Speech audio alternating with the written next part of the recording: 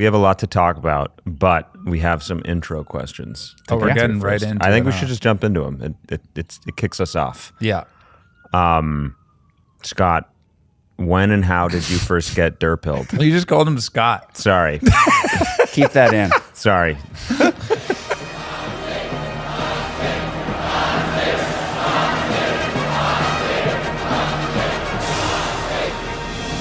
Welcome to another edition of Thunderdome! All right. We're back. We're here with Seth Frader-Thompson, CEO of EnergyHub.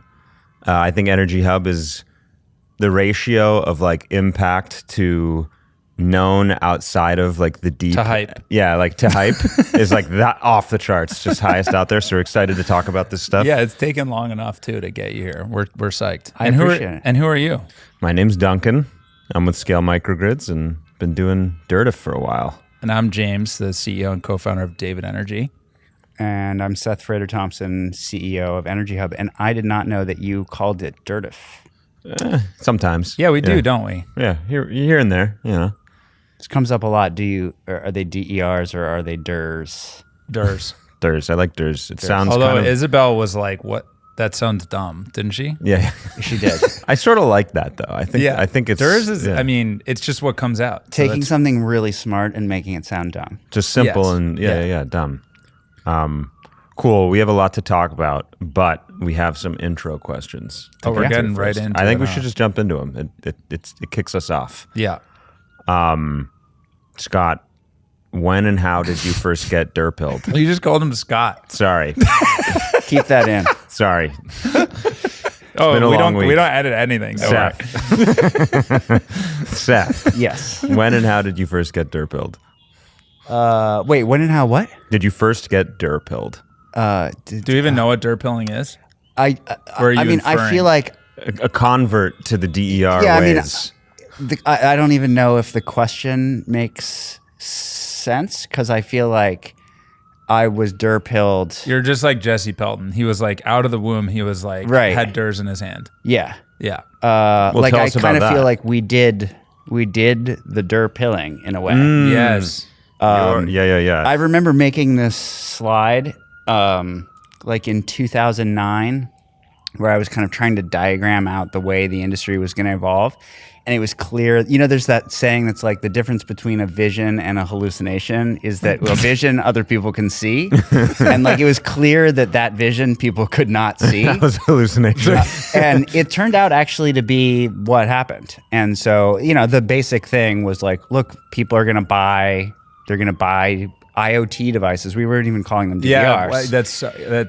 And then so like over true. time, they're just going to be out there in homes and buildings and you're going to be able to use them for grid stuff. Yeah. And people were like, okay, maybe, I don't know. But it's kind of interesting because like the whole This was like pre-Nest. Sorry, like Nest was 2007 that it launched. no.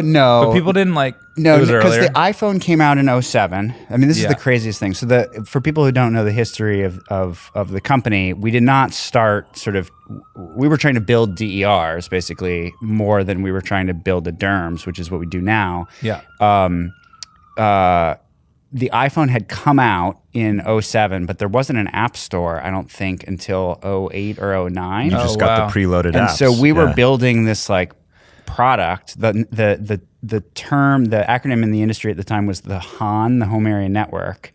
Oh my And God. we were building like basically the smart home, but the smart home sort of like you could buy hub? these like fancy like sort of AV focused smart home systems, but nobody had like an energy management system. And so we were building that, and then in stealth at some point Nest was building thermostats. And ironically, my co-founders, I had two co-founders, eventually three co-founders, and they were all like really pushing like we should really build our own thermostat. And I was like, that's the least interesting thing. And so unfortunately I That'll won never that work. argument. And so Nest built theirs, and then we were over the course Yeah, of a few you won years. the argument with him. You were wrong. Correct. Correct. I won the argument to the detriment of the company. And the argument was basically, oh no, that'll be commoditized and we're going to build this like fancy system. both of those things were wrong. The smart thermostat ended up being actually like a pretty successfully branded product. You have a bunch of like very successful brands there, and then the whole concept of the intelligence just got subsumed into smartphone apps and like the cloud in general, and so no one needed like a centralized product. Yeah, interesting. So it was going to be a little computer that handled your smart home stuff. Sorry, go ahead. Yeah, if you've seen like a Nest Hub Max or an Alexa Show, those are clear derivatives of what we built. We built this little thing called the Home Base. It had like a little capacitive touchscreen on it. It had mode buttons, home, away, and good night. And you would basically like set up profiles in it. And so when you did that, it would control. You would change the occupancy mode. And it would turn stuff off or change settings. And just that basic like occupancy centric mechanism, I think, was something that we pioneered. And then at the time, in 2009, when there was the original sort of smart grid stimulus, all these smart meters were going in, and they had these little Zigbee chips in them that would broadcast your power usage. And so you could pair our product with that, and you could see your real time power use. You can in Con Ed.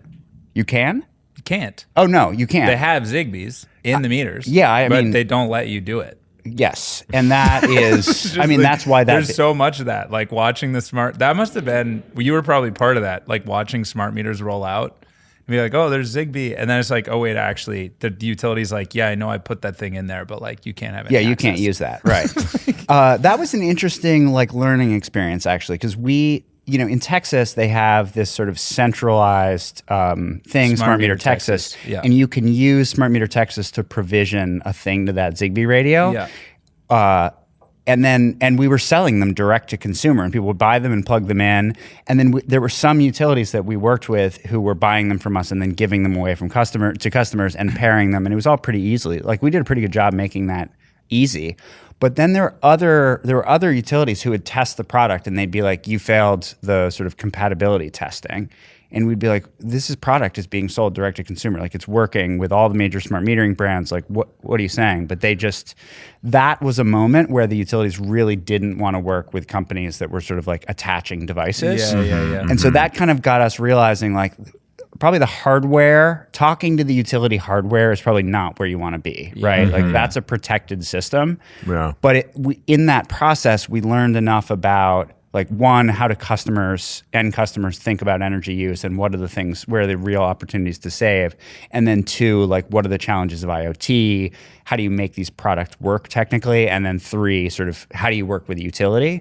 And so I think like a lot of what makes our business work now is we started understanding those three things in a way that allowed us to sort of understand just enough about what everyone was doing to be kind of like a glue layer between it in the future. Interesting. Okay, there's so much I want to go into there, but I almost feel like I think we need to just push the question a little harder. Well, I think we need to just like wind back. I just want to hear like exactly. I want to hear like the full journey. So that's like 2007. Yeah. You're incorporating. Yeah. Are you on the? Can we go further back? Well, that's what I'm doing. That's what I'm doing. So like, what were you doing before that? Yeah, like you did the derpilling. Yeah, but you must have come to this somehow. What brought the early aughts? Like, how did you realize you wanted to do this? Up to? Yeah, so yeah. You can. We should just call me Scott now. That's fine. Don't say that again. I told you we were bad at intros. Yeah. I told you. No, it's good. So I mean, it was a random walk, honestly, right? So I was working as I'm a mechanical engineer by training. I did a master's where I was doing essentially like semiconductor fabrication. Yeah, and that is a tough line of work. Like if you're a professional, like you're like in clean rooms in like a bunny suit and whatever. You have to like so I realized, live near the factory. Yeah, exactly. So did not want to do that. What year was that? That was like I graduated my master's 2002. I pivoted, became an aerospace engineer / robotics engineer. I don't know that I should probably say robotics engineer because the guys I worked with who were real aerospace engineers would say like, come on, dude, you didn't really design anything that went to space. But I mean, any CEO is like, I was not a real engineer. I would say I was a real engineer. Okay, oh yeah, nice. yeah. Like I never was. Yeah, I was a real engineer. Just not an aerospace engineer. Just not a bona fide aerospace engineer. But I worked at a company that was really cool, New York City based, called Honeybee Robotics, and we were building basically like space exploration stuff for NASA. So we were doing these like rock grinding tools and drills and sample handling systems interesting. for like the Mars rovers.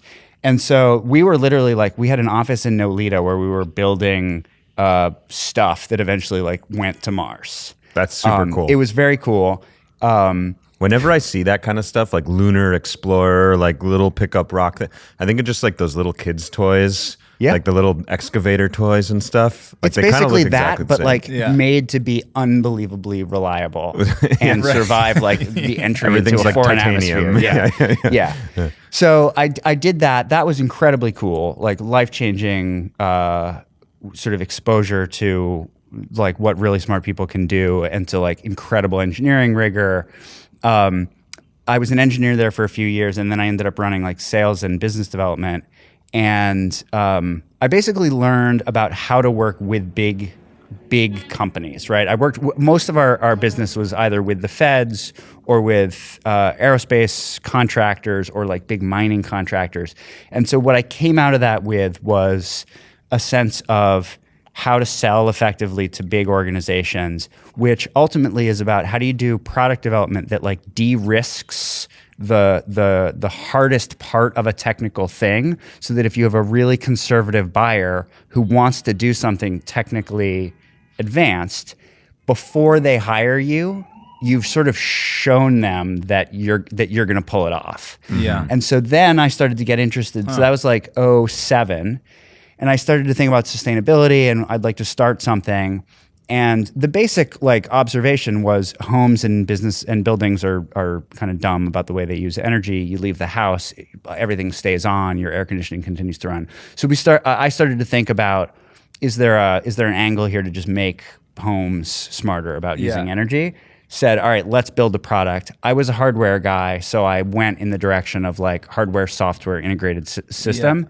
The sort of the error there was I was like 27 years old. I'd never raised any money. I'd never run a company before. I'd certainly never shipped like a consumer product.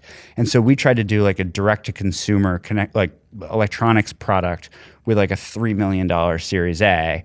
And then there's like multinational companies that are entering, and then the founder of the iPhone is off building like a $50 million stealth startup. And so that did not work. Yeah. But was that sounds EnergyHub? hard. That was EnergyHub. And so that was like EnergyHub, call it 2008 through 2012. I mean, $3 million went a lot farther in 2008 as a startup than.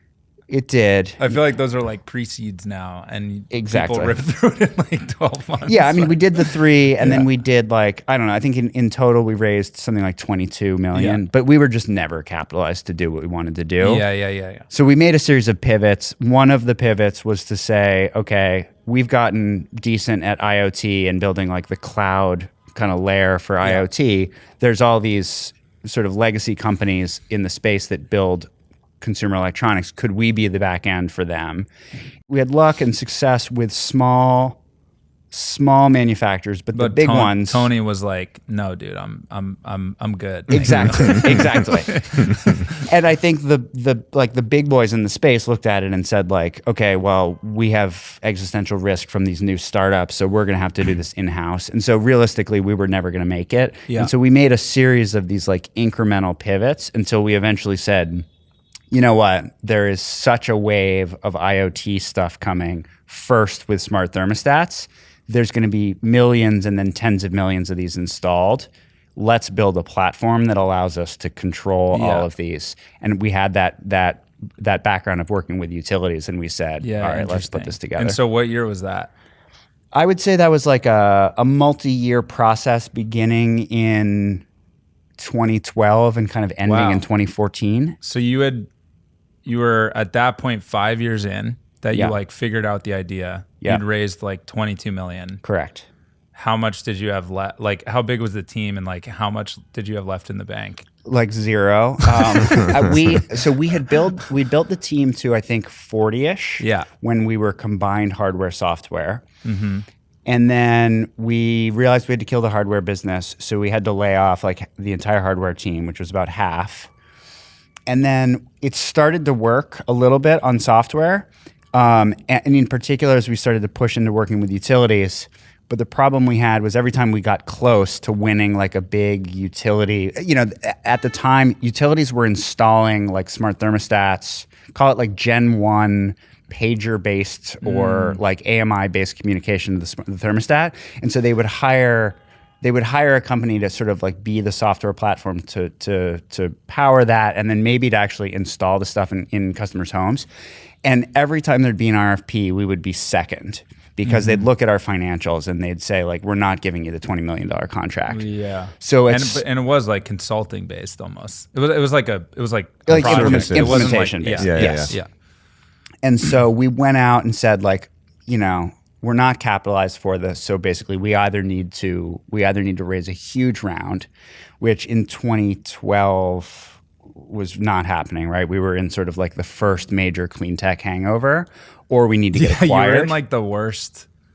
You're like on the front edge of ZERP, but like didn't get to capitalize, or at least not then. No, I mean, right. We raised our Series A like during the financial crisis. Yeah. So that was when we raised the three. The three. Yeah. And then we did the Series B like in that hangover period. And it just wasn't going to happen. Yeah. And so we were actually like, we had a lot of interest in sort of like looking at the company, but not a lot of interest in actually funding the company. Everyone wanted to sort of dig in and figure out what we were doing. We were actually days away from being acquired by a company that at the time was a competitor. And then the company that ultimately bought us, Alarm.com, heard about it and basically said, don't sign that term sheet, give us like a week. And they did super quick diligence and they said, we like what you're doing. This looks like our business, but like, 5 years farther behind. Like we're going to buy you and we're going to fund you. And so they ended up buying us. And within about a year, their balance sheet and just basically the patient capital that was there allowed us to start winning these utility deals. And then it just started to work. But it was like a very slow ramp. How much did they fund? I don't know the number I don't know the number total, but definitely But they put in. They put in, tens of millions more. Yeah. They backstopped it. They backstopped it. What was good about it was that they had real discipline about how long it takes. And so, it was interesting. Like you looked at the time, there was always a company that was raising like $100 million or $200 million and then just like vaporizing it. Yeah. Mm-hmm. And we always felt like, those guys have so much money and look at what they can do that we can't do. If only. If only. But it forced us to be super focused on like, what can we do with like, for a long time we were 17 people. I don't know why 17, but it sticks in my head. And it was like, just do the most valuable possible thing with 17 people. And that discipline kind of kept us focused on like delivering super valuable things. This is a point I like really want to dig into because I think it's a very undervalued and discussed point in our space. I actually want to ask a lot about who was raising hundreds then. Because like, recently, it's just like, there's some recency by it. It's interesting that it was going on back then too. But for sure. It was like what were some of the companies before Gridpoint? Yeah. Oh, wow. Yeah. It's wild. Tendril. Gridpoint's managed to stick around. Tendril in its own way, but I think that whole roll up thing seems right. They eventually went in the direction of becoming Uplight. Yeah. They're not like standalone still, basically. Right. Yeah. AutoGrid eventually became one of those. Yeah. These are like companies that we competed with directly. Some of the companies there were a bunch of companies like in the metering business. Some of those companies worked out, but by and large, the companies that raised a bunch of money. Was this like O-Power also? O-Power is basically the only company of that era that delivered. Like it worked. Yeah.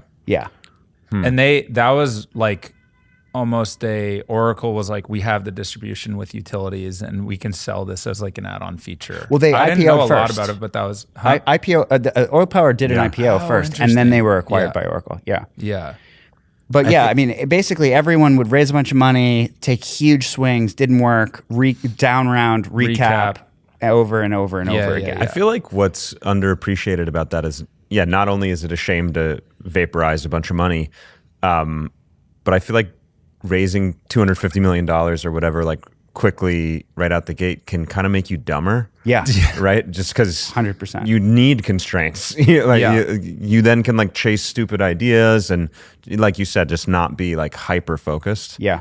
I've actually, it's funny. I haven't talked about this much, but it does cut both ways. Cause like we raised a big Series A at the like peak of the clean, like this recent round of clean tech, like 2022. Yep. Which I'm actually grateful for because like it did allow, we do have like a capital intensive upfront business. Right. Like there's so many functions we need to build. Like we can get into it, but on the flip side, I was like, it did make us dumber in a way. Like, you know, starting to, as like the market changed and we were able to raise capital, but like that pressure on the business has actually been phenomenal. Like we raised like another 20 or something, not raising like 50. Like if we had raised like 50 or something, next like thing, the market was continuing, it'd be like a drastically worse business. I mean, I think the thing that like a lot of people who have gone through it and delivered, especially the people who delivered like a medium level of success for their venture investors, have this wisdom going back that says basically like, as you take these bigger and bigger swings, like you are you can no longer be satisfied with base hits. Everything's got to be a double or a triple. Yeah. And maybe you're not hitting home runs, but you've got to just be like consistently hitting at that level. And if you're not, you just like the sort of the basics of the way the cap table works, you're gonna screw it up. And it's very, hitting singles for a long time can create massive outcomes. That's right. And I think we were talking about this just before, but like you said this phrase I love, which is the time constant of businesses in our space. Can you explain that? I didn't really understand it when you guys. I think you should, but I do want to. Well, I want to set something up first, which is we were at Dervos last year, and I felt like we were on some form of like knuckle, like the messy middle knuckle as a business. We were 5. Yeah, because that was 24. So we were 5 years into like post incorporation, almost like when you were like, 6 years in, we like really found the path. Yeah. Like everything was becoming very clear. And I was like, you guys are like, at the time I was like, when we were talking, I was like, you're actually a huge inspiration to us because you guys went through that like weird middle and it was clear you were like really doing very well as a company when we were talking. And, I think it's really worth just like drilling in and like talking about that 6 to 10 year period effectively. Right. And a lot of companies in our space don't make it over that knuckle, or they do the recap, or, you know, I don't know. I mean, you know, basically those are like the most common outcomes I'd imagine. But I think what it comes down to is it's like, what are the fundamental sort of adoption mechanics of what you're selling, right? So in like, if you're a business that, I don't know, I'll pick Slack, right? Like you look at how Slack was adopted, you could have like one dev team decides to try Slack and it's sort of shadow IT, right? They're just like doing it on the side. And then like another team hears about it and they're like, oh, that sounds useful. And they try it. And then at some point it becomes important enough that sort of corporate IT will come and say, like, all right, we're going to buy this for real as an enterprise software. And so that's a really interesting path because you can get low-level adoption and have it compound. And if that's happening, you can have a whole bunch of, you can scale a team to run that playbook nationwide, worldwide, and you can really grow that really fast. So the time constant of that is, I don't know, there's not a lot of friction basically. But they didn't they pivot 5 years in? They found that like 5 years into their journey. I think Slack was actually had like a very long gestation period with a big pivot, and then it like started working. Okay, it was actually like an internal tool the team was using. I'm not like very precise on the details, but like it was a weird story. Like it was something else, and then they were like, "Why don't we sell this internal product instead of?" And then they're like, they even started like passing it around, and people like loved it, and then just like bottom up B2B SaaS. Was exactly. Like, I guess we do that, which is a way of saying that like those adoption mechanics, you could say, took that team 5 years to encounter. Right. And I actually think the stories we see a lot are the like really fast and quick hockey stick momentum and growth or whatever. But actually a lot of them, if you look at a bunch of different company journeys, are like there are these like much longer gestation periods. Right. It's like the 10-year overnight success, basically. Exactly. Yeah. And I think that's particularly true in our space. And this is something we were talking about before too, is like we are in like a mature software venture SaaS world, or at least when we started, we were in like 2019, 2020. And so quote venture was the cottage industry that backed these companies, and like YC was like hitting its probably like true form over like the few years before we started in 2019 and then beyond. Yeah. And that was because though like the software and internet and like computer infrastructure industry actually started back in like the 70s. Right. That like quote venture of that like started to exist. Yep. And there's an interesting like intersect, and I actually think energy is more like we were talking about the 70s and 80s and 90s quote venture than the venture and software of today. So like our industry is less mature, but we coexist with like a very mature venture model. Yeah. And actually what is called venture today looks nothing like what venture was then. Like that capital back then was probably a lot more patient. It was a lot more patient. And today it's not. But when you look at like smart home stuff, like you guys were coexisting with like the Tony's like stealth $50 million computer startup or like computer adjacent. But really what you were encountering was like what the energy industry was going to look like in the future. And the time constant, as you put it, of those businesses are far longer. And so like it took me a long time to realize like that venture is not like the venture the quote venture that is the same as what it once was. And actually our industry needs a lot more of like the venture that looked like the venture back then, effectively. And you're in this like soup of different expectations than that, you know, coexisting with a totally different model. And there's ways to navigate that, but I think it's like really worth unpacking for, as I look out now, there's so many interesting energy companies starting. And like, I actually do want to talk about it now because I'm like, the pace at which it's multiplying in our space, like I do think our industry is maturing. And so it's like worth talking about like time constants and adoption mechanics and like what can the next wave of like energy founders actually learn. I think so I think the thing that if you look at like what's the analogous, what are the lessons basically from kind of telecom, for example, right? Or chip development, right? You have these cycles of how long does it take to design something, and then designing something in software and then validating the hardware takes a long time. You do that, then you get a design win with someone else who has to build their own hardware. And so like no matter how fast you want to go, those things have to happen, and each one of them has a long time. Yeah. Aerospace is a pretty extreme version of this. Like this is probably different since I left the industry. You know, all this sort of small satellite stuff is very iterative. But at least in the early 2000s, when I was in that industry, you'd see, you know, the electronics that people were putting in satellites were like 1980s electronics. Yeah. And it was super dated, but people were like, it works. So like, why would we change it?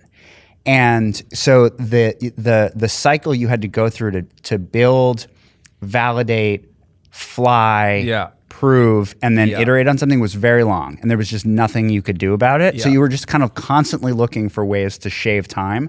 So I think the insight we had was like when we first started doing the bring your own device thing, for example, it was like we could do a pilot of 100 homes just to demonstrate like, one, that you can get customers to sign up, and two, that it works. Like that if you push a button, the signal propagates. And it was like that, there was no real technical demonstration. Just somebody on the adoption end of that needed to see it, and they needed to see it run for a while. And then we would think of it as just like each step was probably an order of magnitude. So we'd do a 100 home pilot, then we'd do a 1,000 home pilot, then we'd try to sell a 10,000 home pilot. That is such an underrated point of like, people talk about iteration cycles and like build, measure, learn and lean startup and stuff. But like what they often don't talk about is like the like vibe coding, like shipping over a weekend and getting feedback from a user is completely different when you're thinking about the stuff you need to build in our space. Yeah. And like when you're saying like the time constant quote of the business, you're almost like the pace at which you can run those iteration cycles have based on the constraints of what you're actually building. Yeah, and like what is your learning rate? Longer based on like the nature of the business effectively. Right. So someone needs to collect results for a while and see how it went say this was good or bad. And then and that might be a year. Yeah. And so, I mean, that was transformative to understand. We just needed time to compound that. The other thing that is really hard, our whole business is selling to utilities, and I mean, I'm a huge believer in this. Like we serve now 80 utilities. We're running, I think, between 100 and 120 different utility programs. It's almost 2 million DERs on the platform. That's a lot. Can you actually I did want to say, like, because we were talking about how you got through this messy middle, just like, can you pump where are we yourself now? up a Where bit? are we? Like, Yeah. You guys are probably running the biggest VPP quote. I don't even know if you like calling that in the country. Yeah. And like, it's like fucking huge. It's like multiple gigawatts of like reduced load, not. Yeah. Right. Can you so just talk a bit about like where you guys are? Right. So it's somewhere between 2,000 and 3,000 megawatts of dispatchable flexibility, meaning if you dispatched it as one single VPP across all the utilities nationwide all at once, which you wouldn't do. Yeah. But that's how big it is. If you were to, The sort of gigawatts under management is probably something like 10 to 15 gigawatts. I don't actually know the number, but that's where we are. And I think we're at 1.8 million, almost somewhere close to 2 million DERs on the platform. And is that like every form, or is it mostly thermostats? It's like everything. What kind it's of stuff do you have? Solid mix of thermostats, batteries, EVs, CNI sites. What's the smallest bucket? Put another way, what's the weirdest thing you guys control? I mean, in the CNI, I know you're in the water heater game. Yeah, well, water heaters are probably it, and Really? That's the smallest. That's the smallest. Yeah. Interesting. Here's the problem with water heaters. We've talked about water heaters so many times. Yeah. Okay, if we don't need No, we want the this. efficiency of a heat pump water heater is so good that there's no purpose, there's no flexibility value. Yeah, interesting. And it's so it's like 100 watts or Because something. you're just like reducing down that arbitrage. Exactly. Yeah. A resistive water heater is worth, I forget what the actual when in its on state, but as a flexibility asset, you'd think of it as like 0.7 to 1 kW is how much you could dispatch on average. But a heat pump water heater is going to be like 0.1 250 kW. watts. Yeah. So it's just not. It's like, great, I need 1 billion of these to even just Right. So if we get to the point where, there's these building code changes that are mandating those, and if you have that happen, it's like a multifamily. maybe you will get to the point where you're like, yeah, it's small, but in aggregate, it's worthwhile. But to directly answer your question, like, what is the weirdest? Stuff that signs up under quote unquote CNI programs, which actually tend to be like tariff-based, bring any aggregation of stuff you want. Mm-hmm. There's a lot of weird stuff that shows up. Like there are fleets of Nissan Leafs that are hooked up. There are school buses that are electric that have big old batteries and are doing V2G. There's Bitcoin mining facilities. There's everything under the sun. But the growth areas are thermostats, EVs, batteries. Makes sense. Yeah. And big ubiquitous products. Exactly. And it's all regulated, right? It's not 100%, but it's close to 100%. Yeah. And your model is like you guys sell it to the utility. Yep. Do you have the like customer facing, here's how you sign up?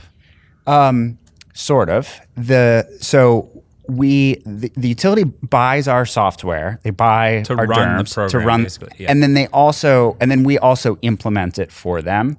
The actual customer experience is fronted most of the time by the DER manufacturer. Oh, interesting. So you're signing up through the Tesla app or the Nest or Ecobee or Honeywell it's app. routed through. And it's routed through You're us. like connecting to the device telling that, running the dispatch, Exactly. giving them all the like internal, here's what happened. Sort of a middle network. Yeah, and like there's a lot of things that you kind of think of as being like in a tech stack that are important, just like taking all this noisy DER data and collecting it and unifying it into a single form so that it can be studied and forecasted, for example. And then dispatching. So there's some middleware, and then there's an application. There's a lot of very smart things around shaping load, forecasting load, giving a utility operator the ability to say, like, what happens if I push the button at 2 p.m. versus at 4 p.m.? What if I do 2 hours versus 4 hours? You can simulate all that at scale. Yeah. And so that's what that's become. But there was something I wanted to say on the. That was a big tangent on the time we were constant. talking about time constants, iteration cycles. Oh yeah, so compounding. the big time constant is, let's say you get to the point where you've got a utility that's running something that's at the 10,000 scale. So that was super meaningful for us as a small company, but not really delivering a ton of value for the grid yet, right? Mm-hmm. But it's a trajectory. And so at that point, you have this issue where you're like, can you get the planners and the operators at the utility to say, oh yeah, if this were 100 megawatts, much less like a gigawatt, that would be super useful. There's a chicken and egg of, do they have enough like backward-looking data to say, yeah, I would bet on that? Does the regulator trust it enough to give them a forward-looking budget? And so that was just like, we just realized that would just take time. You just have to sort of bash your way through that over time. Yeah. Right? Yeah. And the best thing about the industry is that, so that's hard. It just is. But the best thing about the industry is that utilities, because they're regional monopolies, they're not competitive with each other. They share a ton of information. So like our first paying customer for what is now our whole business was Austin Energy. Austin Energy program got copied by, like, let's say Avangrid, NYSEG, and they have RG&E. no reason not to be like, EnergyHub was great. You guys should hire them. Yeah. But not just that, but like what's the customer incentive? And so like it just so happened that at Austin Energy, it was an $85 one-time incentive to sign up and then $15 per year, because that's just what somebody somehow that picked. Came out the other side. And then so for like the next 5 programs were all 85 and 15. And then someone tried $100 up front or 25 or 50 every year. And over time, we started to be able to say, like, here's the elasticity of like customer enrollment dynamics. Yeah. And then we could play that back to the whole industry. And we were able to just sort of like ping pong lessons learned back and forth. And that was super collaborative and just awesome as an experience. Yeah, utilities are not sharp elbowed because they just they've got their monopoly in their region. Yeah. A question about time constant iteration cycle stuff. So if like B2B SaaS or like B2C freemium software is like super fast iteration, like literally just every week, whatever, just ship stuff, see what happens. If that's like one end, and like what we're talking about is somewhat further on the other end, maybe not all the way aerospace, but further. Does that imply the like founders and key players in the team are like quite different people on either of those ends, right? So like, James, we've talked about this in the past. You like in like B2B SaaS world, there's these product people who like just know the playbook. They're like, run the test, like measure it this way, like it's this like super rigorous, like defined thing. Yeah. If there's a long time constant, I feel like the founders and like key engineers and stuff need to be much more intuitive, right? Because there's much less data to work from. Yeah, that's a good observation. And you have to like see a decade in advance, kind of. Yeah. Because if you're actually relying on the feedback loop too heavily, it's like too much short-termism. You'll never get there. Yeah, I actually think that's really quite astute. I think that so the underlying challenge here is like you have it's the adoption cycle, but then you have like the learning rate, and what you're getting at is sort of the learning rate. And so the thing that we found when we were trying to enter the market is like we didn't have a network, we didn't have people who knew us who would tell us what they thought. And so it was very hard to figure out like who can we put a product mock-up in front of before we decide to build this. And so getting access to those people and getting to the point where you can have that learning rate to give you the intuition was huge. I mean, just we focused a lot on that, of figuring out like who will talk to us. But once we got that, we had to make a ton of decisions where it was just like Yeah. Like hard choices. Your end was like small. very, very small. And you would make a decision and then you would put something into, let's say, an RFP response, and then you might not find out for like 3 months or 6 months. Yeah. And Did that help? yeah. Well, there's a whole thing I want to go into here, but there's also one, I think, important thing to distinguish maybe from the point you made about us is like, I mean, this would maybe be a fun one to get into too, is just like how to hire in our space of like almost like the job is like finding the right DNA and mix of people on the team who like the right person in the right spot. And you're always balancing like functional expertise and subject matter expertise. Yep.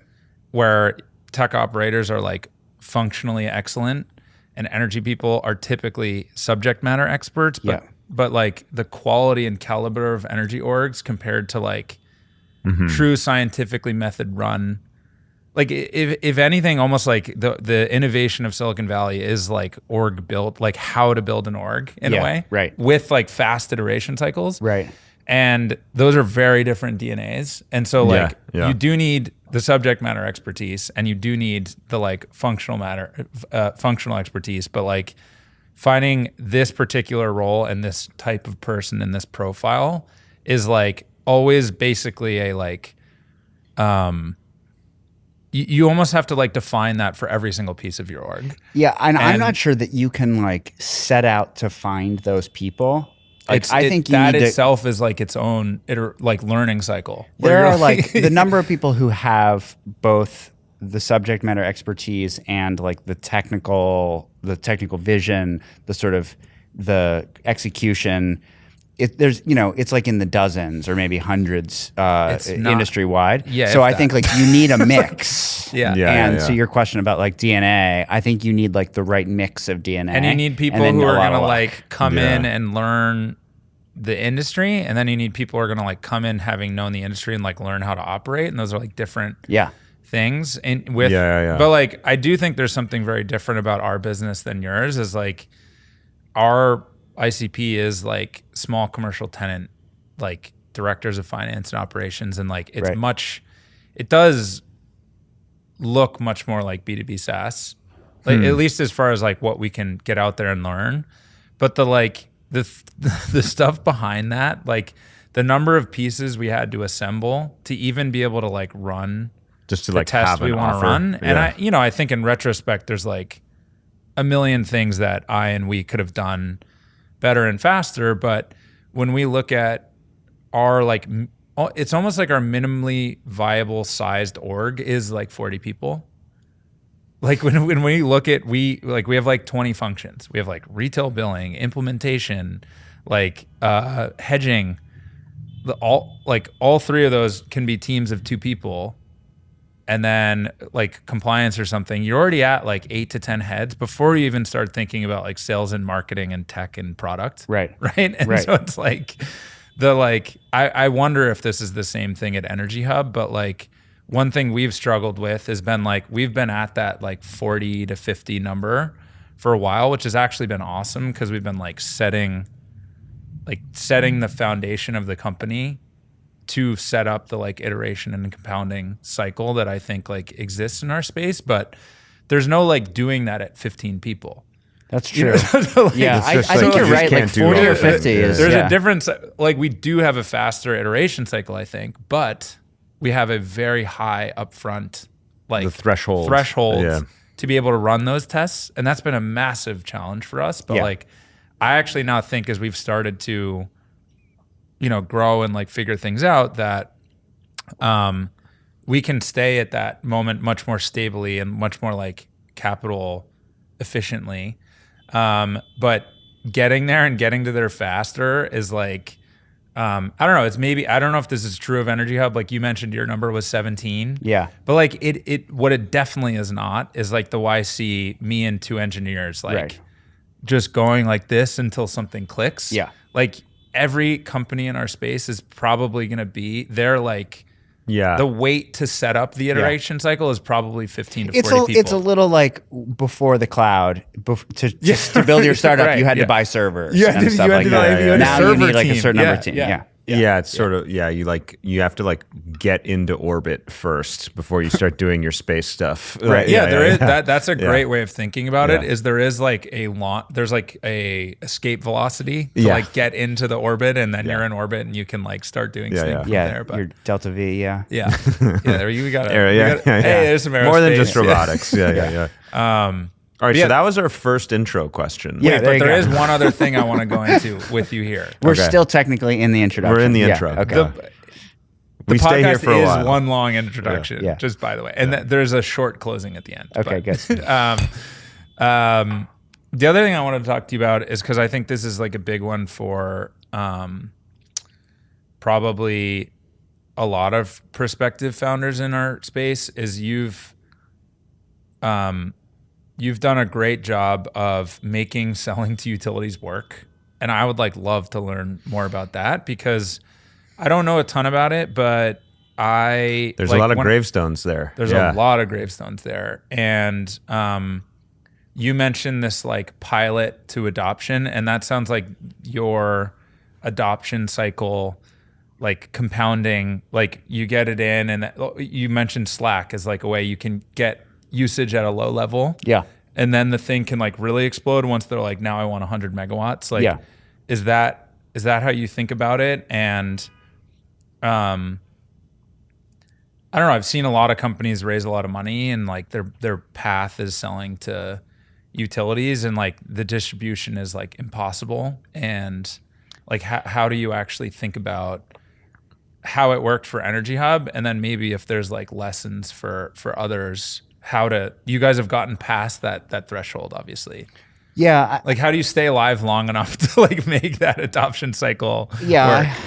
I mean, I don't know that I have You're asking him to reveal his secrets. Yeah. No, I mean, I'm happy but to. like, you know, No, I know. I'll happily reveal the secrets if only I knew what they were. yeah. I mean, when we were in the thick of it while we were VC funded, one of my investors sort of saw the carnage starting to happen, and he was just like, "Look, Seth, your job is to not die. Like, just keep your company that's our alive." golden rule. Tim Haid, that was the first thing he said to me. Don't die. Don't die. So that was important. I think there probably are a few businesses out there that, you know, something comes along that just provides a ton of value and can be adopted quickly and you can scale it quickly. If not, which is basically almost everything else, you're probably trying to disrupt something or you're trying to introduce something new that doesn't exist and like the utility is not set up to buy. And that just requires like a lengthy process of building a reputation and building relationships. And honestly, like the main thing that has worked for us is just being authentic people who are, I mean, we have a culture in our company, and like basically our number one value is client success. Like we as a company only succeed if we help our clients, the utilities, succeed. And what that means is, can we help them kind of win in their flexibility journey, right? And that was real when we were doing kind of basic DR, and it's particularly important now when you look at all the sort of the pressures on the grid, the affordability stuff, the reliability stuff, et cetera. So honestly, just like being normal people, being candid, being like... You're saying like low hype has kind of helped you. Low hype, Yeah, deliver on what you say. If you screw up, admit that you screwed up, be transparent. You know, a lot of utilities have engineering cultures, and there's a lot of reward for sort of identifying. There's cultural reward for identifying a thing that could become a reliability concern or a safety concern. And so, like, if we have like a near miss on a production emergency that could have brought like the platform down, we will tell our clients like, this happened, and here's what we are doing to amend it. There's basic things like, again, this is all kind of culture. Like the internal story and the external story should always be the same, because then you don't have to keep track of anything. And you can, if a client asks you the answer, you can, and you repeatedly tell them the truth, they come to trust you. And so that, and just being around and being part of the conversation and helping people succeed, I think is like kind of that's the main thing. Which I do think implied in what you're saying though is a level of patience and probably antithetical to like the move fast and break things, which also itself was not like the way Facebook was originally using it, but like, you know, people talk about that in utility, but it's like the rule is like deliver and wait for results and accept like the cycle length of that. I think we're closer to in the Facebook sort of analogy, I think we're closer to the move fast with stable infrastructure phase that they went through. Yeah, that's, I think that like culture is really cool and honestly kind of like honorable, and it's really cool. And also it makes sense that, your job is to sort of influence institutions, right? Right. And so it's a very different game than like get user. Right. So that makes sense. Yeah. And if like you get user, hope that your retention curve works out later. If it doesn't, if a like couple plug of them the bottom fall of off, the funnel. who cares? Yeah. It's like you're like be Yeah. adopted by an organization that has a monopoly and will exist forever. Right. It's like a very different thing. Yeah. But and the only way you're going to do that is if you bring something of actual value to them, right? Yeah. And so it's pretty interesting if you look at the VPP adoption curve. What you see is that often you'd have like a DSM team, demand side management team, is like running a pilot for something new, and then they start to think like, oh, this is working. Can we get the attention of the control room? It's funny to watch you guys use this TV remote to. How did you do this? Show me how you did this. This is ingenuity right here, right? This way. You gotta, yes. You need leverage, man. Yeah. You need the leverage. Archimedes. Yeah. So you watch this curve, and like 10 megawatts, are they interested into the control room? No, not really. But also no one's paying all that much attention to them, so they can they can move relatively fast. And then you get to 25, and then you get to 100, and then like you're kind of knocking on the door of the control room, and then one day the control room needs you, right? And they push the button, and you deliver, and you help keep the lights on, and they're like, oh, that was interesting, that worked. And whoever was been working on that for 5 years is like, this is all I've been doing for 5 years. I knew that it worked. You just didn't know that it worked. But then they go for a test drive, and they're like, this is pretty good. And then they start using it more, and then they're like, actually, this thing is incredibly reliable. It's incredibly predictable, and it's zero carbon. And by the way, somehow it improves customer sat and all of those things. And it starts to snowball within the utility. And what you end up seeing is like that the utility starts to will start to reinforce their own kind of planning cycles with this built in, and that's kind of where we are as an industry of VPPs. It's gone from like occasional, I hope I don't have to use this backup resource, to this is in the stack, but it's not a planning resource, to now it's a planning resource. Yeah. Sorry, go ahead. Well, you go first. I love that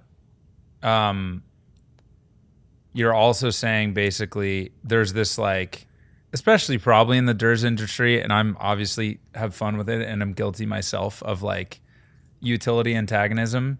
But at the end of the day, I'm actually not antagonist to utilities. I'm like, they are the institution, and their job is to like be reliable, and thus like I respect that, and it's like a culture of like very reliable engineering, and not like this kind of like callous, I just want my money from my infrastructure. You're like, no, it's a bunch of like smart people in there. If you show them something that's reliable and works, they're like, I love this button. Like, just like, because they're just like good, rational people who like want to run the system well. Yeah. And by the way, like even among the vertically integrated utilities, who you would often say are like, those are the ones who are going to have like the most obvious incentive to do the sort of traditional investment, not be terribly innovative. A lot of them have really, really affordable power and really reliable power. And then a lot of the ones who are more open might not be the case. So the problem statement is a little tricky to define. I will say back to Dervos last year, I could see a change happening in like the cycle of like, are utilities the enemy or actually are they kind of the friend? And so I was going to ask you, like, where are you guys in your journey on? I mean, I think this will be the most utility presence Dervos. Yes. By Definitely. far. Yeah. Definitely. There's going to be, well, you're going to be on a panel. Yeah. There's a utility. You're going to be joined You're by going to be joined by a utility person. Okay. a big guy. Yeah. Probably. Yeah. Yeah. We shouldn't say it. Yeah. Yeah, but- probably a yeah. customer. But anyway. Yeah. Great. Also probably You're a like, oh customer, yeah, I know. Yeah. Yeah, I mean, look, what I would say is like they are skeptical because most solution providers don't deliver. Yeah. They have to deliver. Yeah. And so they're not going to hit the gas until it's like definitely working. But then once it's definitely working, they push the gas. Yeah. Like one of the things that I think is super interesting is, I mean, there's so many utilities that I could highlight here, but like a few that are interesting. You know, Duke Energy went through Winter Storm Elliott, and they saw that a bunch of thermal resources didn't perform. They had peering agreements with a bunch of utilities who had the same weather system, so they didn't have extra power. And then, holy cow, the VPP delivered, and they came out of that with their CEO saying, like, "Can we 10x that?" Yeah, you know, yeah, APS, we have done many of our most and least successful stuff with. And culturally, what's really striking about APS is they will say, like, this is not working. Let's shut this down and reboot it. And seemingly that goes well for people's careers, right? So, they have rewarded what is kind of closer to the DNA of like a fast iteration cycle, like fail fast and often. But APS, fascinatingly, started off really, really small. But they serve 1 million meters roughly. They've got a gigawatt goal for their VPP. I think by 2030, maybe I'm getting that. It's fast. Yeah. They are constantly saying, like, we've got to move faster.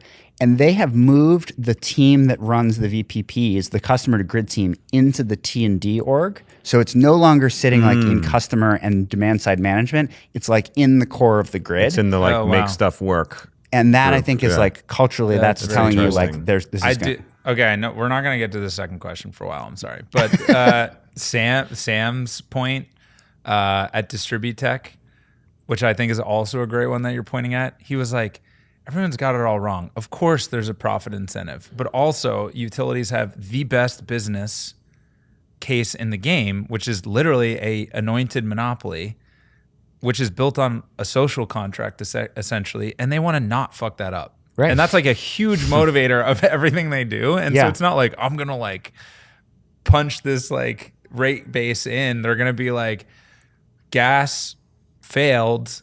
My whole customer base is so pissed at me. Right. And here's this thing that delivered. And I can rely on that one to avoid this like social contract backlash next time, right? Yeah, and look, they're not monoliths, right? You've got a bunch of different There's all sorts characteristics in all corners of our industry. Exactly. Yeah, not just utilities. Yeah. But where we are on utilities, do you want to answer that question? I feel like this is a fun. Where are we he on asked us a utilities? question. Well, He's interviewing us now. I'm in a very different spot than you guys. Yeah. Right? Because I'm sort of like customer's painkiller when utility bad, right? Not even bad, but just you're not getting what you want, right? Yeah.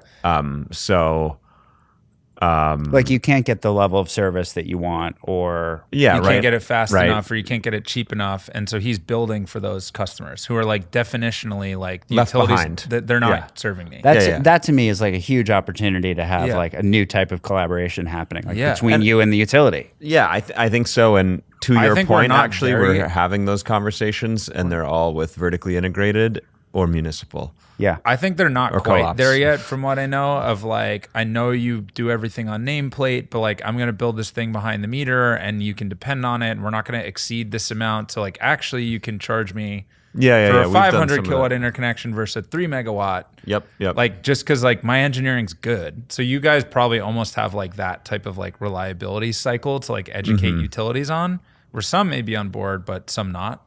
I don't know if you picked up what I was saying, but like if you're building something behind the meter, it can size down the interconnection, and that's not like an obvious thing for utility. No, it's a new way of them thinking, you know? It is, and I mean, you see the same thing. You go one level up from like a utility to like an ISO or RTO. Yeah. Like, the challenge you have is can you I don't know whether you need to convince the utility that like you can undersize the service connection or not, but certainly a utility usually cannot just like utility can't just say to PJM, we used to have a gigawatt, but we've got 200 megawatts of VPP now, so we're just going to lower our commitment to 800. They're going to be like, whoa, we need 3 years of data before we can prove There's that. a whole learning cycle in the dereg industry too. And it's kind of interesting because like I think most of that was built around the idea of you need to have you have time to build capacity, and so you needed time to build it out to give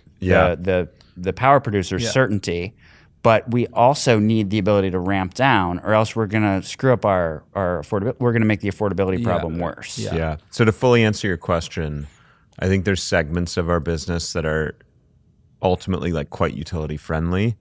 For example, what we're doing for data centers now, where you're building an on-site power system that's going to be used as like prime power for 5, 6, 7 years, and then transition to like backup peaker, peak shaver. The utility actually loves that because there's no way they can accelerate the 5, 6, 7 years because like there's just too many things going on, like ISO, like blah, blah, blah. But if we didn't show up to fix that problem, the data center would go somewhere else. Right. Which means they'd never get that data center in 6 years. Right. So that's actually like a really good collaborative thing. Yeah. And there's other examples like that. But the other side is we have a type of customer who's basically become very frustrated, whether it's with like the rate of growth of electricity bills or reliability, and is like semi opting out. Yeah.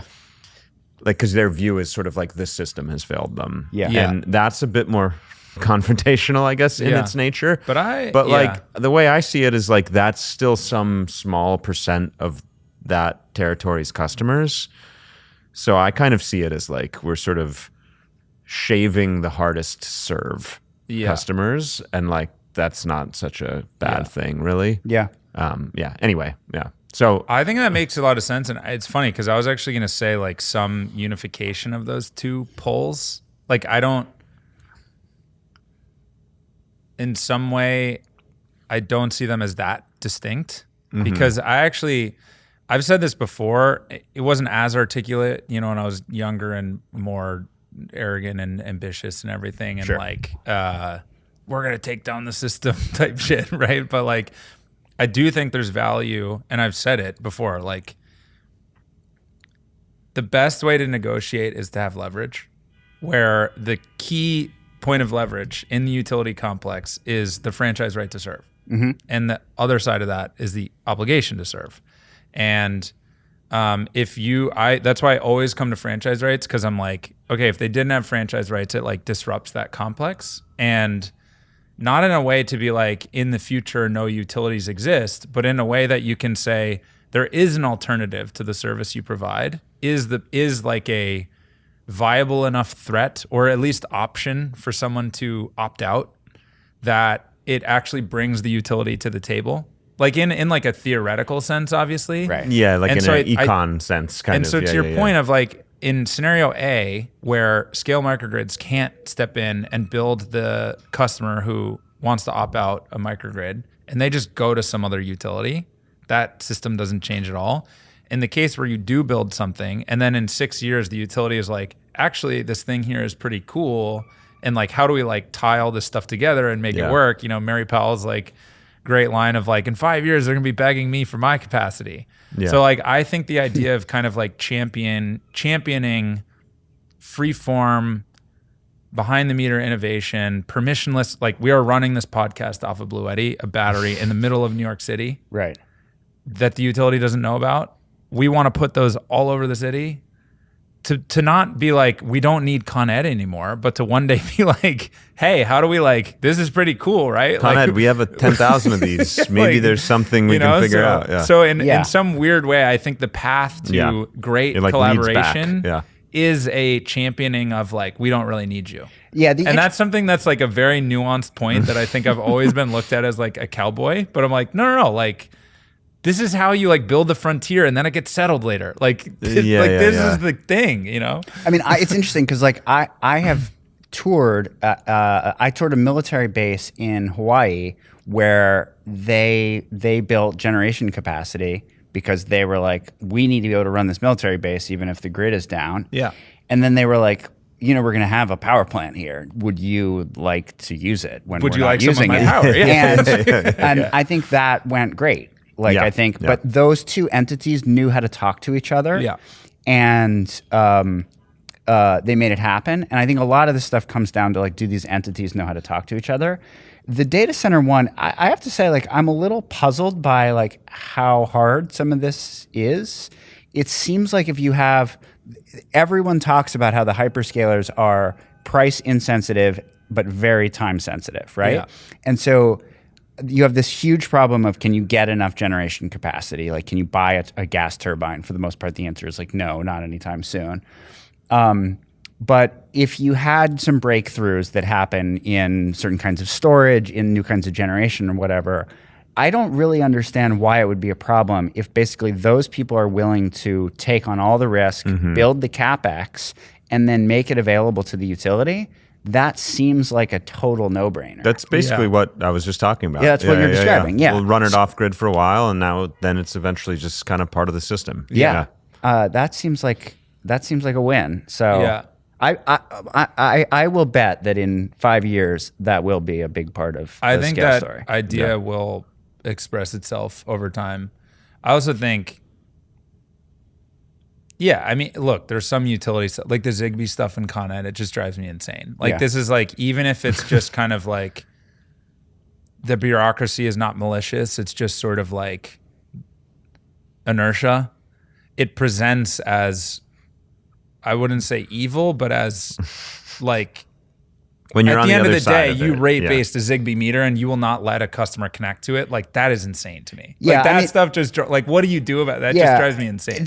Right. I mean, when we were going through that, it's interesting. You were talking about permissionless. I was going around saying using the same words. I was saying like, we need innovation without permission. Yeah. And like, that's the cool thing about like internet standards is like, if you build a thing that is compliant with whatever technical standard, you can just build a new thing. As long as it works, it works. Just plug it in. Yeah.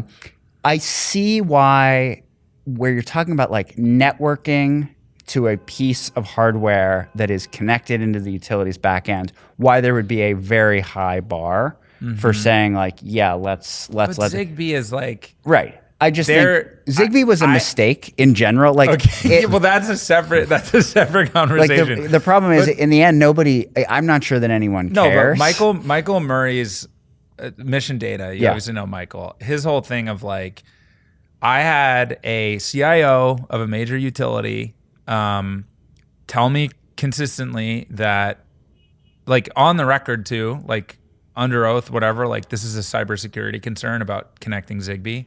Later in a case say, I was wrong. It is not a cybersecurity concern. That's good. You Yeah. can totally do this. And then you get the same exact arguments from Con Ed, and like Michael Murray is on the call with me, and they're like, you should ask NYSERDA for funding. And it's just like, just read this testimony and like, Yeah. you know, like that type of stuff is, when the bar is fake, I think that is extremely frustrating. I like agree you with that. should hold a high bar, but like also technically speaking, mechanically, you guys are very smart engineers. Like the cyber concern you're talking about, you are allowing me to put a pulse on your meter. It is the same exact security threat as the Zigbee connection. Yeah. There's no read, like, It's we physically, can't like, write one way. into your meter. Like, Yeah, it's yeah. all read only, whether it's a beat, like the pulse or the Zigbee. So like, I agree we should have high standards, but some of it goes over that line of like, we're using the idea of high standards to create fake standards. Totally drives me nuts. The problem is that like there's not enough money at stake for anyone who wants to use Zigbee for there to be like a real Also true. industry. Because you're like, it's also dumb, Zigbee. Well, yeah, like would it be kind of useful if you could get real-time energy use? Yes. But like, can you get just as much probably just as much value from just pulling in some 15-minute interval data. I think the 15-minute interval data is actually like maybe a worse problem. Like the amount of friction in using like green button is ridiculous. It's insane. Yeah. And you also can't get 15-minute data in Con Ed, right?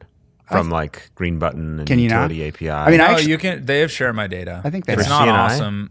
Yeah, it's a 6-hour oh delay. yeah, I think if you Yeah. become a share my data like provider, and then or there's like whatever. all sorts Yeah, of friction with the customer. That's unnecessary. And like Yeah, sometimes it the doesn't industry work. has been bad on this. Yeah. I think, Yeah. yes, I'm disappointed in the industry on that Yeah. particular thing. Yeah. It's funny though. I mean, like, so there's a lot going on in California around DER aggregation. They're trying to figure out how do we fix load flex, right? California is the 7 gigawatt goal of load flex by 2030. And they're going to, like on the current trend line, they're going to miss by like half. And one of the things there is somebody decided that they're going to create this like aggregator structure where the DR providers are going to come in, they're going to be aggregators, and then somebody decided that the DR providers have to do their own M&V, which requires you to pull the customer's meter data in, which requires you to get customer consent, which just is layers and layers of friction Yeah. that you could literally just change the rule and say that they don't have, like, no aggregator wants that responsibility. You could just say the utility can calculate the performance. Yeah. And that problem would go away. But I think the problem with that is that there have been a bunch of aggregators on the other side of that saying they don't trust the utilities to do performance measurement. And so they do want to do it themselves. And so you end up with this like circular problem of like, the friction is unnecessary and makes everyone's problem worse, but both sides continue to ask for it. Yeah. That drives me crazy. Yeah. Okay, this is actually a great segue into something I wanted to talk about, but just to tie a bow on this, I think there are awesome. I'm seeing like also your point, like publicly now, like utilities being like real about VPPs. Like we want 100 megawatt, or like they're like actually doing it, which I think is sick. Yeah. I think also I'm a big champion of permissionless, and I don't see those things as incompatible. No. I think they probably like, there's a public highway system. There's like all this private stuff going on. There's some like connection of those capillary, like there's a lot. Yeah, just like the power system isn't just solar It's or not just a monolith. gas. It's Yeah, like exactly. different There's a use lot- cases. there's a lot different, going on. Yeah. But you bring up an interesting point, and there was a left turn you wanted to take a while ago, but I wanted to turn away from I want to talk about customers. That's great. Yeah, let's go there. So you guys are in an interesting position where you like partner with OEMs a lot. It sounds like. Yeah. And in some sense, like the utility is your customer as the business. Yep. But like the end user, consumer, CNI, like customer, I'm more thinking of. You have more devices under management of anyone, and like I would just love to hear how you think about customers, like the value prop to the end customer. Yeah. And I don't know. I think our industry gets this wrong a lot. Where like the $85 incentive like matters, and then you see the like Texas articles where like it was a heat wave and someone like adjusted my thermostat. I didn't even know I was in this program, and Right. like you've probably been exposed to that more than anyone. Oh yeah, So, totally. Yeah. Yeah. I was like listening to NPR one morning, and it was like on Marketplace, they're like, a company called EnergyHub is controlling people's thermostats, and I was like, Wasn't that? Wait. Yeah. I remember seeing you guys in one of these. Like, yeah. flare-ups. No, I mean, like those Yeah. customers opted in and are getting paid for it. Look, the way we think about this is, if you're a typical customer and you're like thinking about, are the lights going to be on, and can I do stuff to help the environment, you're kind of frustrated by the lack of opportunities. Yeah. And so we try to make it so that when you get the offer from the utility / the DER vendor, you should be like, yeah, why not, right? And so if it's a thermostat, something pops up that says like, do you want $100 for signing up for this? Well, this is only going to, we'll control it a few times a year. You can always override it. You want the customer to be like, sure. yes, they're done. Yeah. If it's a battery, the numbers get pretty big, right? Because the battery delivers a ton of value to the utility. So you open your Tesla app and it's like earn $700 per year for participating in connected solutions. You're like, yeah, That's a lot of money. I win in on that. Take that, yeah. If it's an EV, it's like, do you want half off charging for being flexible in when your car gets charged? So that's kind of like, that's the core of it. What's cool is you can play it forward when these programs are stable. Think about that battery. The company that's selling you the battery can say, look, this battery would have been 10K, but you can make this money. And so it's going to cost half over the course of it. And so a lot of what we do is figure out, so there's so much technical work, but there's also like really, really simple but pivotal things. Like National Grid we don't take credit. National Grid decided to make the incentive assignable on the form. So if you're like signing up for solar and a battery at your kitchen table with a solar installer, you can check a box and say like, yeah, I'm going to assign my rebate to the solar installer. So they can then just like give you the discount up front. They can just credit you. Yeah. And then they sort of take on the risk of it working, Exactly. believing in it, and And those are the kinds of things that then you can drive, that can drive better adoption because batteries are now cheaper. And so you start to bend your adoption curve. And so the way we think of this is if you get all the things right, if you get the program design right with utility, you get the user experience right, you get the fundamental kind of user value right, the thing is a positive feedback loop. Yeah. And so you guys also have an ability to like put pressure on program design effectively. Yeah, we are often either Like writing or utilities advising. trust you when you're like, hey, like the form should look like This this thing is how you works. like put the offer in front of the customer. Yeah. Yeah. And we're able to say like, you know, it was so and so at National Grid or Duke or APS who tried this. You should call them and they'll tell you just how helpful this was. Yeah. And so it's just kind of like, again, like kind of telling those stories around the industry about what's working and what's And not. do you pay attention? I know this is a weird question to like a customer in an EnergyHub like regime, I guess. Yeah. Being like, I love my DR program. Oh yeah, Like, totally. does that like fire you up? Of course. Yeah. Yeah. Wait, yeah. does anyone say that?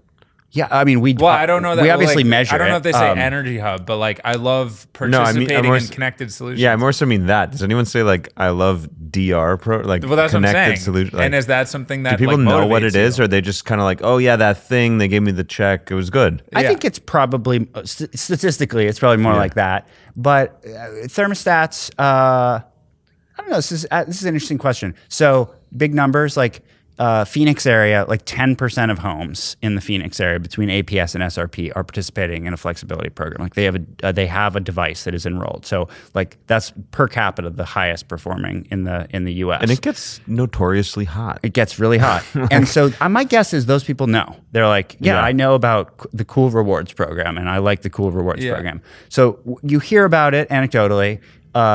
We do sentiment analysis, and so we do surveys. And one of the things we show is that if you measure the NPS score of a utility customer who's not in a program versus one who's in a flex program, the one in the flex program, their NPS score is like 4x higher. Wow. That's because cool. you're like you're paying them and you're giving them an opportunity to help. Yeah, they're engaged, that's I cool. guess. Whereas, if you're Yeah. not engaged, your only memory is probably something negative. Exactly. Yeah. Exactly.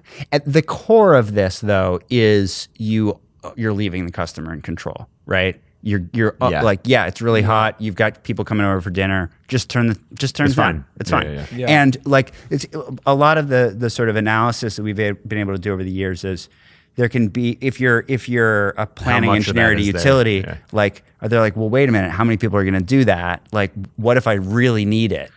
So a lot of what we have learned over the years is like you can very, very accurately predict under certain weather conditions or certain whatever, what is the opt-out rate going to be? And it turns out that it is incredibly predictable. You just get comfortable with the idea that I don't know what you're going to do, but I know what on average 100,000 people are going to do. Yeah. Which is the underlying premise of the grid. Right. Right? Exactly. Like the law of large numbers. Like, Yeah. it's the same thing. This transitions to what I wanted to ask. We Okay, talked one about more this thing. a little earlier. Are we getting This off is a the perfect customer? no. Okay, this is I'm out. I'm off the customer. Yeah, go. Okay, but this is the perfect transition. So we were talking about how, DR at the time, VPPs now, historically was a like whoopsie button kind of. It's like we planned on having enough power plants and we somehow don't. Call that other resource, right? Yeah. Call that thing. It's really like slightly more sophisticated load shedding. Yep. Rolling blackouts even, right? Yep. It's like a few steps above that, right? And then maybe like 10 years ago, it was sort of like minor economic optimization, right? Like maybe we could like shave a peak here or like, whatever. But now it's like design planning resource. Right. It's like loads growing again. There's like these handful of hours or times which are really bad. There's like data centers showing up, et cetera. Like we need to think of this as if it's actually a peaker plant and it's like actually in the stack and like it better be there. Yet simultaneously, anyone can just twist their thermostat and say no. Right. And like, I guess all of that just becomes ELCC.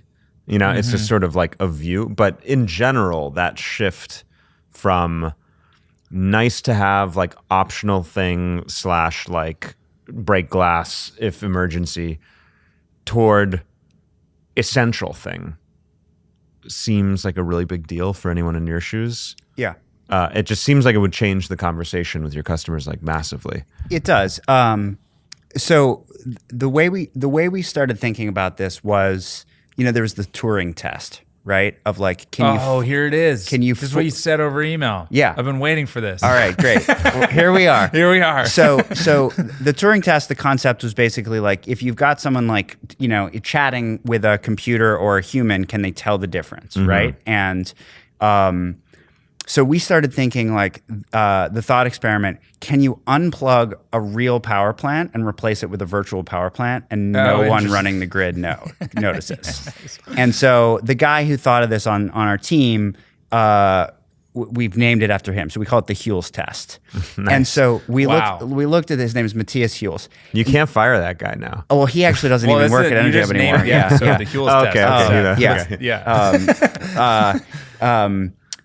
So we looked at it and we're like, okay, so now we know the North Star, but we also know like we don't pass the Hules test right now. So we started thinking like, what are the benchmarks? What are the milestones?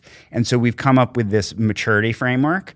And in that case, we're borrowing from the Society of Automotive Engineers has the levels of driving autonomy, where like at level 1, it's like the thing that keeps you from veering out of your lane. And at level 5, like there's not even a steering wheel in the car. You don't even know. Yeah. So we've come up with this thing's 4 stages. Stage 1 is basically what you're describing. It's basic DR, it's emergency or economic. And stage 4 is this thing is fully mapped to the grid. It's juggling system-wide concerns, carbon, bulk power availability, distribution level stuff.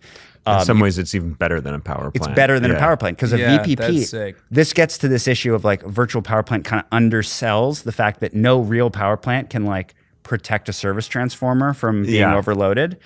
So that there's a spectrum. And also, now. I just imagine that I actually don't know the technical aspect of like running something that distributed, that a power plant can be like totally shut down. But I don't know if you see that ever happening with a VPP. Meaning like if you have 3 gigawatts to deploy, or let's say it's a gigawatt, and like the pipes freeze in Winter Storm Uri into the 1 gigawatt gas plant, you lose the gigawatt. Right. But like with a VPP, I'd imagine the downside is like you get 700 megawatts of the gigawatt. I mean, I worry about even like I'm pretty superstitious, so I worry about even like sort of pontificating about how bad it could be. Yeah. What I will say is that we do worry a lot about like what I mean. This is like you end up pushing a gigawatt in, actually. Well, okay, there is that, and that's an interesting. We'll come back to that. But you think about like, okay, what are the contingency modes, right? So you think like N-1, N-2, if you're thinking about generation, if you lose 1 unit, 2 units, that's where a lot of DR started. We think about like, what is our exposure to any one manufacturer of devices? Yeah, What is their like exposure correlation to risk, AWS, an AWS zone or region? We do think about that. We have a whole thing. There's a whole resource assurance apparatus that exists at EnergyHub where there are people who know how to dispatch without a computer. Where basically like if our system is totally down, they know who to call at our partners to have them dispatch. So there's a whole bunch of stuff that has to get You built. have like your backup generator. Yeah. Yeah, exactly. I mean, there is a point, obviously, where you could have systemic failure. But the nice thing about it is you're looking for diversity of resources. You're looking for lack of common failure modes. And so hopefully the pipes freezing don't freeze the internet. Yeah. And hopefully the internet outage is not correlated with a pipe freezing. And so hopefully if you're a utility, you're putting a portfolio together. Like we're not competing with these resources. Especially in this world where everybody just needs way more capacity, you are just building everything you can. And like to give you a sense of like how big we think it needs to be, we are at, what did I say, a little under 3 gigawatts dispatchable right now. Our internal goal is 100 gigawatts dispatchable by 2035. So we're trying to like 30 to 40x the business. That would be awesome. That would be like running PJM. No, right? yeah, you're like Tim a sat here and gigantic was like, IPP. the gap was like 100 gigawatts in capacity, I think, right? Oh, his For sort like of the like next view of Like load growth we need minus 150 available gigawatts. new Like gas. the pipeline is Like, only 50 in gas. Plus, need we have 100. to firm renewables. There's a Yeah. whole bunch of stuff. Yeah. You have to like find ways of how do you avoid having to rebuild the distribution network to make sure you can handle enough EVs. There are super interesting problems like what happens if you have a really high density of stationary batteries like these, but also like V to G.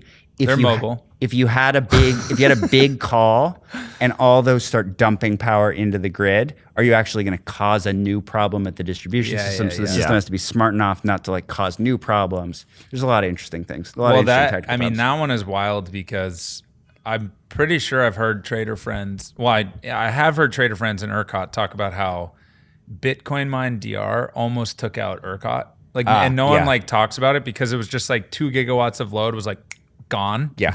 And there was like immediately, and that's like faster than anything responds. It's like the There's opposite this huge of frequency dip that Yeah. like, yeah. And it was like, but like think about that, but on like every single distribution network across the country. Right. And the problem is actually really fascinating and insane. Hopefully what you need to do, what that tells me is you need to have ramp rates. Yeah. Right. And like this is part of you can make the performance worse. Right. Yeah, you can just build in slowness. I mean, I think that was part of the deal with the Spain and Portugal, right? You had a bunch of inverter-based resources that tripped off. You don't have enough like synthetic inertia or real inertia, and so I mean, this is as part of my journey. It was fascinating to learn that like we are actually dependent on large spinning pieces of metal to keep the power grid running. Yeah. But I do think the future of like VPPs will involve thinking about similar forms of inertia. Things like inertia. And so I have to ask on this point, Con Ed, like New York City DR has been insane this summer. Yeah. Because it's been so hot. Yeah. How do you think about like year over year performance? Because I'd imagine, for example, your guys' Con Ed book this summer has performed worse against prior if there's like heavy concentration of thermostats. Ironically, like, Con Ed is not a big customer of ours. Yeah. Despite the fact that they're here. Yeah. But like, you know, if you have, I just think of prior, I'm like, I feel like there's an event every week. And at some point people are going to be like, there's fatigue. There is fatigue. Depends on the customer class and the device type. So I think what we're pacing at right now, if I remember the numbers, this time last year we were at 1,400 events nationwide through the summer, and this year we're at 1,800. Okay. So we're running So it's about like 25-30% higher. There are a few different things about this. First of all, you can flex a battery every day and no one notices, right? So that's important. But it depends about like the percent mix of your Exactly. VPP, yeah. But a lot of what we've invested in from a product perspective is being able to dial in, like if a utility has a 200 megawatt resource but only needs 80 on a given day or 150 on the next Yeah. day, how do you Yeah. make sure you're only shedding what you need? Don't call everybody. Exactly. You actually like build the intelligence into like what resource they need when. Exactly. Yeah. And so there's a whole like AI based load shaping thing that does that. The extreme version of this would be like when California ran You got to basically raise like an those Amber hundreds Alert. of millions. You got AI. I mean, yeah, fortunately we're keeping the compute cost pretty low for our AI. Yeah. But anyway, so there's a ton of potential to continue to make these things more and more customer centric. I have a question for the DR type people here, right? Because I don't think about this stuff. Listen, we got our VPP is, we're bowing down to Seth over here. Okay, so let's say all the events were of the same magnitude, right? The same megawatts were needed, right? I don't know. I'm just going to make up a bunch of numbers because I don't know what's realistic. But let's just say we had a bunch of, we want 50 megawatts shed 10 times a year. Yep. And let's say we know people get fatigued after 5. Yep. Let's just say that was the case. If you call everybody, then on the 6th event, nobody shows up, right? But if you rotate who you call, you get less response, but more consistent response because no one's experiencing their 6th event. Like, is there stuff like that going on? I mean, first of all, on the 6th event, you might get 95%, and then on the 7th, you might get 90%. I'm saying in my idealized There's fake like a example. decay, yeah. you know? There is a decay, and that's true, and we can model that. And that's one of those things where sometimes, like, well, what happens if? And you're like, oh, let's pull up the data. Like, we've got the data. Yeah. But there's a lot of dimensions, right? It's not just like, do you call them at all?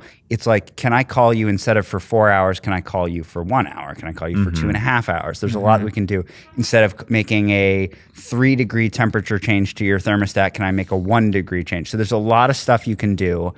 So part of what like EnergyHub offers is you're learning this stuff about humans all over the country. Right. And like any utility building a program has assuming it's their first program. That itself is a product. Yeah. It's like this know-how. Yeah. Right. Yeah. Yeah. So a typical question would be, a utility looks at their load shape changing and they say, look, we were getting ready to run a flex program, but it was based on the concept that our peak is between like 3 and 7 p.m. But because of EV charging, that's now between 6 and 10 p.m. Can you tell us how this resource would perform in that later window? And you can just run a bunch of simulations and say, this is the exact answer. Yeah. You have all of this data, have all of the this data to show that. simability. Yeah. I'm very curious. That's really 'cause interesting. I was just like, you should be in Con Ed because they've been calling events like crazy. Then I was like, obviously there's a lot of companies like us that are, when it's like a dereg territory, I imagine you guys are less active because it's not like the end-to-end control from the utility. That's right. But how can, on this like utility third-party partnership idea, like imagine we're running a big VPP in New York and we start to learn our customers all those factors. preferences, all those factors you're talking about. If we went to Con Ed and be like, stop calling like this, like you guys got to call like this and it'll go much better. That seems a lot harder in dereg markets because, I mean, I don't know, maybe even just like sell that intelligence to them. Be like, look, I estimate from all these third party, your guys' resource mix is X. Yeah. Like I looked at your calls from last year. This is why your performance decayed. You should do it like this. Like, is there any way to like accelerate their? Yeah, I find that's an easy conversation. They're very interested in seeing that kind of analysis. Yeah. We will often do this and we'll say like, look, your control strategy right now is this. Have you thought about this? Like, here's an analysis of the change. If someone brings a suggestion like that, we will say like, listen, partner X pointed out that they think we could try this, so let's try it. Yeah. And part of the reason why we are so pro sort of technology stack for this, so like get a DERMS like ours, get the whole thing, as opposed to like the the sort of bilateral PPA approach to load flex is that in ours, let's say you came along and said, I want to try this. Let's run like a control experiment, right? We'll like create a control group. We'll run it. You can get the data and you can look at it clearly. And then if it works, you can just update your strategy. Whereas if you've signed like a multi-year contract to deliver megawatts, you would only do that if purely in your self-interest, based on the letter of your performance obligations, would you do it? Yeah, and that's one of the things that ends up being, like, I think there are markets in which that's fine. You could move really fast. You'd do some analysis. You'd say, I'll make more money. Boom, you do it. But there are others where you'd say, my incentive is not perfectly designed, and so I'm not going to make a change that I know would make this better. Mm-hmm. But so you're saying bilateral is that bucket versus, you said, the tech stack. I like the tech stack approach. I just see across the.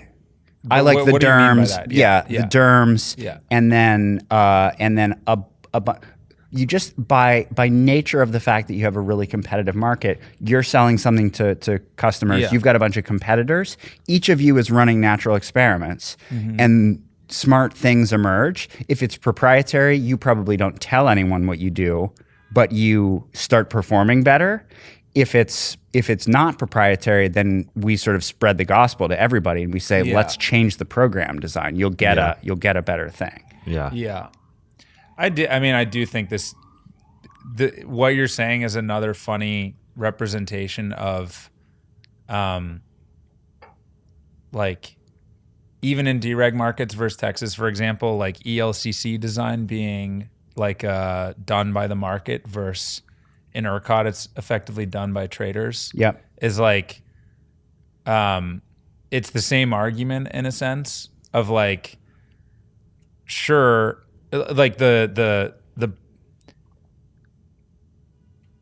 actually in those markets, if you get to create your own ELCC effectively. Right. Like if I sign a contract with a customer and I'm like, I have this big book I have to serve now, and I'm you going to build try and your do it own as much stack. as profitably as possible, I can get to similar answers that you have.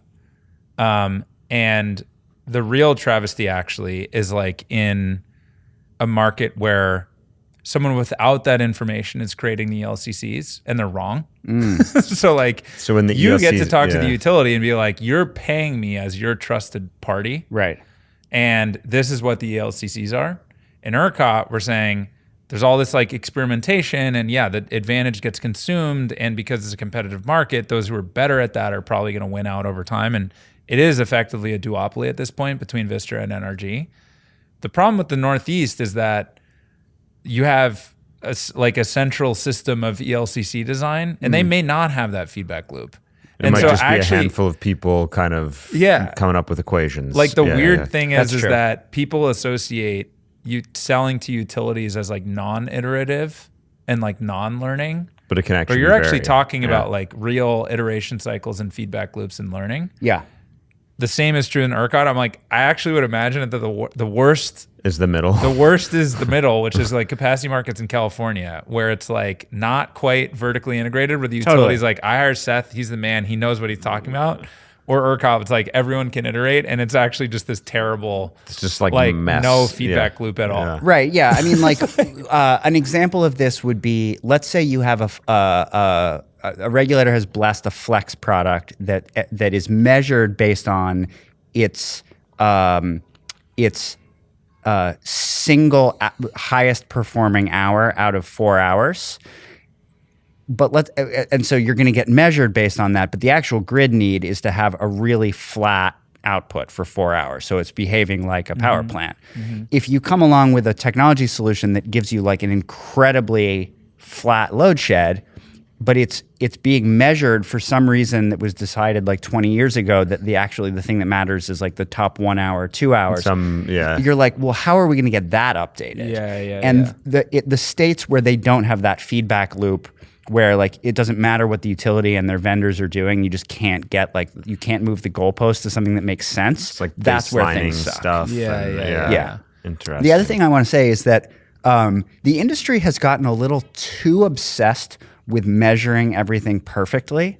Like if you think about it, like utilities are very good at running a system that is incredibly complex, and there's a lot of design consideration that goes into it. But a lot of it is basically rules of thumb and design margins, right? And the system ran effectively and affordably for a really long time on that.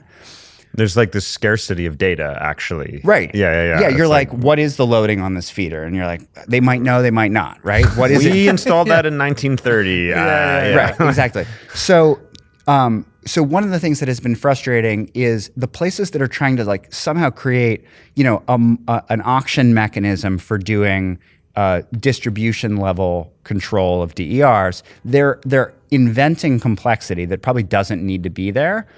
If I look at clients of ours like Eversource and National Grid and the other folks who do the Connected Solutions program, they're saying, okay, I already have a system-wide resource. I know it's already cost-effective.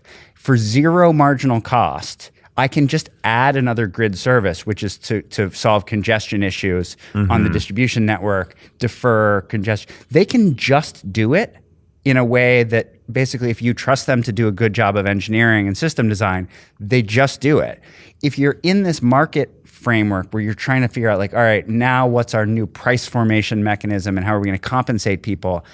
I just don't see how all the extra administrative stuff ends up adding any value. Yeah.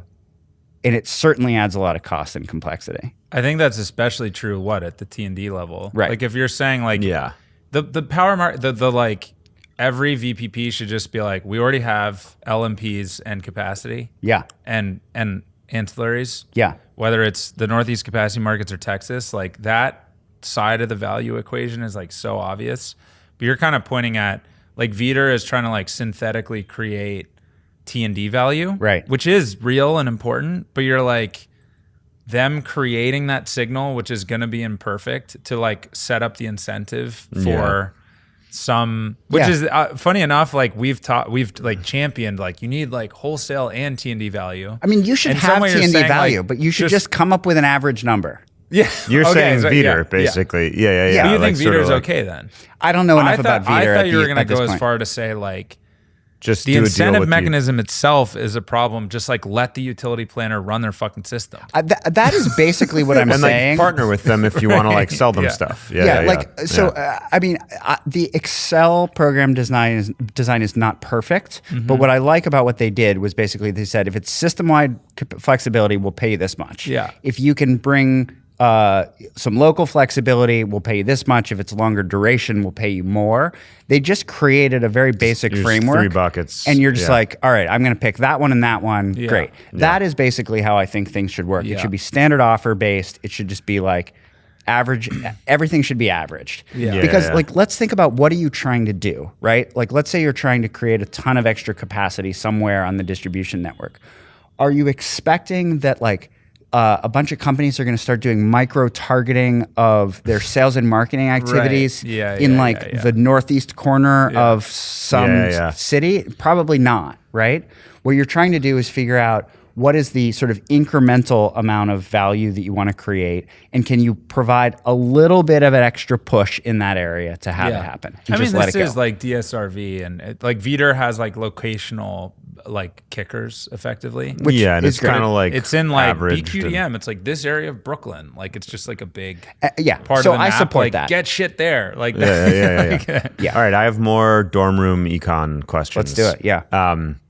So the best one. Yeah. So like there's this long existing debate in electricity of like all these price formations we're talking about, especially for like flex type stuff, VPP type stuff. Should it be like bonus revenue or expressed on the bill in rates, right?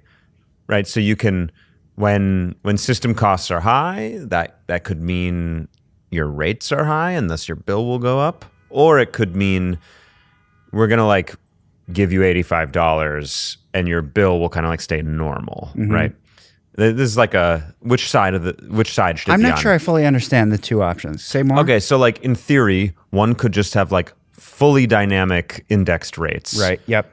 And thus, if you want people to flex their load when things are bad, well, their retailers and providers and stuff will kind of like help make that happen, right?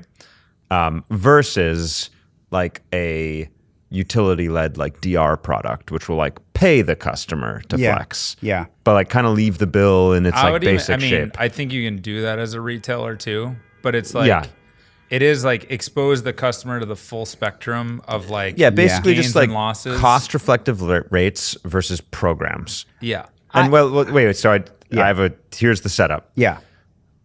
It's obvious to me your and EnergyHub's answer would be programs, right? Yep. Not like cost-reflective rates, right? What I would ask you though is, could you steel man cost-reflective rates for me? Could you give me the bull case for why, like what would be interesting about everyone actually being exposed to all this stuff rather than like designing programs and like Lynn coming up like with prices to devices. Yeah, like transactive energy, like all that kind of shit. Yeah. Like what are like I see the case for sort of like programs and checks and such. What are we missing by not saying it would be worth it to change, but just like what are the like contours of like what one could gain by having a more sort of like fully cost-reflective rates exposure type of scenario? Yeah, in the dorm room econ answer, I feel like you'd come up with the This answer. is a good phrase, right? It was good. Yeah. It's sort of like, I would say the argument would be that you would be somehow more efficient in the sort of like fully expose everyone to the rates and then let them optimize. Because like 50 energy hubs could come to me, energy user, and say, "Hey, we've got all these options." Right. Like, So I think the basic premise is that what you would be doing is you would be inflicting new pain on customers, right? So you would say, in the old world, everything was predictable. In the new world, everything is dynamic. So you're going to need to buy products that are going to help you deal with that new pain. And I think there's an analogy there to the way we changed from like NEM 1.0 to all the follow-on versions, right? NEM 1.0 was a super effective subsidy for solar in the early days. Yeah, really potent. And it worked. And then at some point you're like, oh, this is creating major cost shift problems, right? And so in that, I think that's part of what's driving battery attachment rates up, for example, is you now want a more sophisticated ability. You get sort of more rational behavior, right? The problem with that is like just how much just how motivated is a customer going to be? In particular, if you have affordable electricity, if you add the dynamism to that, but electricity's cheap, it's not going to be worth anyone doing, because why would you bother? The potential savings is the brain cycles. Right. Yeah. But then if you're unaffordable, now you're sort of taking a problem and transferring like your affordability decisions to the customer in this form of new pain. And I think the issue there is you have this transition that I don't know how you make that transition. Yeah. So I'll make the case then. I'm not saying this is right, but people always talk about the new pain, and it's not clear to me that actually exists, because even under flat regulated rates, people are shocked by their bills all the time. Yeah. Right? Because no one knows what turning your oven on for Thanksgiving is actually going to cost them. Right. No one actually knows what anything costs with electricity. Yep. And I'm sure you guys probably experience this, or your customers do, utilities. In the summer, people are just like, why is my bill so high? Right? Because it's rates, your consumption. No one has any idea. All they know is last month was this much. How far off is this month from last month? So I can't help but wonder, would fully dynamic rates actually be would it really be any different? No one understands their bill already. Well, I think the bill is like a black box already. This is the strategy that APS used when they put in demand rates. They basically said, look, we've done the analysis.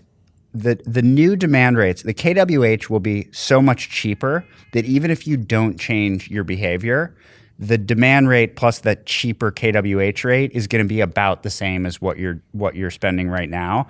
But you now have control of You that now have demand. like a signal. You have a signal. And in theory, yeah, like it's just more fairly distributing the costs to those who are creating them. Exactly. Yeah. And so I think we will see whether batteries start meaningfully. Whether that works out or not. Yeah, but even that is like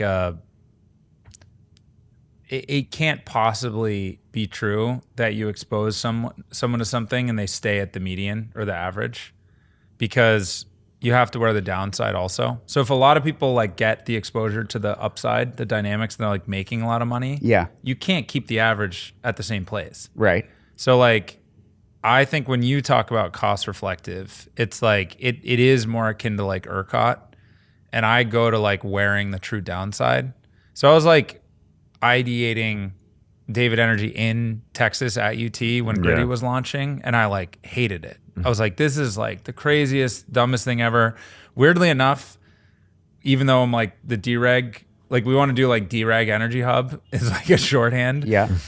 I'd be like program design, like design a product for the customer that is simple. Yeah, and that still they like a dereg product. But what I want on the back end is full cost reflective like exposure that I can then create. Yeah, you want to take on the obligation I want to take of on the meter obligation.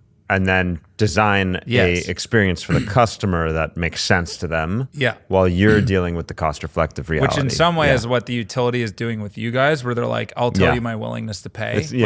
Like my trading team gets to decide that. Right. And then we also get to put that in front of the Right. customer. If a So regular, I would never argue or put in front of. I would argue for cost reflective rates, true cost reflective, but I would never put that in front of a customer. Well, what I'm saying does not. Yeah. I'm saying does not suggest that wouldn't occur. In fact, I'd say it's a precondition of that occurring. Yeah. You have to put the cost reflectiveness on the meter. For someone like you to exist. Yeah. You know. And I'm a big proponent of like. But to Seth's point, in the short term, then it's like. Ooh. I mean, I think about But a lot of it does go to market design, because like ERCOT, they have the value of lost load. Yeah. They did this big study. They said the true value of lost load of customers is anywhere from like 1,000 to 40,000. We're going to arbitrarily pick 9,000. That's what's at the cap of the market. Then a lot of gentailers got hosed, and they said that's too much risk. Let's drop it down to 5, because they're not actually programmatically exposing their customers to that vol. Yeah. Meaning like and the retailers that have for 9K, but like they can't lower the customer load. Right. But there's a way for them to take that signal and then push it into their customer. There is, but like I would be pro this being like 40.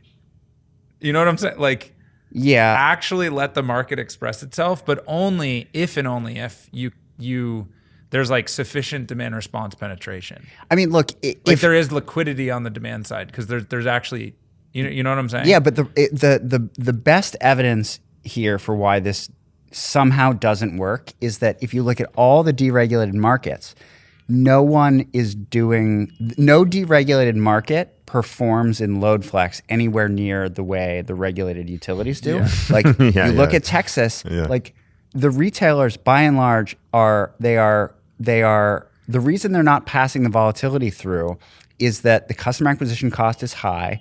The retention is critical, and the last thing they want to do is put like a new thing. No, but in there. I mean from it, not in a passing the volatility through. I think you can pass the upside through, where you're like, if you're a customer, let's imagine you're a customer that you're happy to give me full control of your battery. Yeah, no, I see what you're saying. You can be like, your bill is negative $1 million now. Yeah, you know, like just like you can create even the ones though where they're not passing the volatility through, but where they could theoretically just be doing flex for their customers and lowering bills. Yeah, they're not doing it. That's because they own a bunch of generation and they're already long. But even among the retailers that have been formed to be like flexibility first retailers, none of them have succeeded. Yeah. I don't know. I mean, honestly, it's possible that the problem is that they hire customer acquisition people who are just running the playbook that has worked for decades. That is what's happening. And maybe that's the issue. That but look, I've been happening. all over the world looking at competitive markets. I've never seen a competitive market where load flex is done right. And I don't really understand what that is about, other Because than David Energy's not big enough yet, man. all right. Don't worry. How long until you conquer? We just need one market that you conquer, and then everyone will copy that. Yeah, I agree with that. I mean, there are some interesting examples, But like Australia and Tibber, like there are success cases abroad. not with significant amounts of load flex. I think there's a lot of marketing as if there's lots of load flex, but I don't see I it. think Amber has a decent amount. I think Tibber has a decent amount. I think Octopus has a decent amount, but like not relative to their total book size, which is very different. It's hard to tell with Octopus whether the load flex numbers they talk about are real or whether they're saying we have this many customers who have this many EVs and this many batteries installed in their homes. That's what I mean by Nameplate. relative. That's what's happening. Yeah, I don't Because like that. it's like if I have 2 million customers, a bunch of them are bound to have some shit, right? Yes, right. But their strategy isn't like go get all the ones with the devices. They're like it's in the big net of stuff they're bringing. Right. I mean, if you have 1 million customers and they all have like Impossible Burgers in their freezers, that's not relevant to the fact that doesn't bear on anything. Like the fact that they own the DERs does not mean that you're using the load flex. Yeah. Right. It just Like feels like achieved load flex, you've just you've just counted the numbers. No, look, I think there's something to in regulated markets. Utility can say this makes sense and I'm going to do it, and that is more efficient than competitive markets. Right.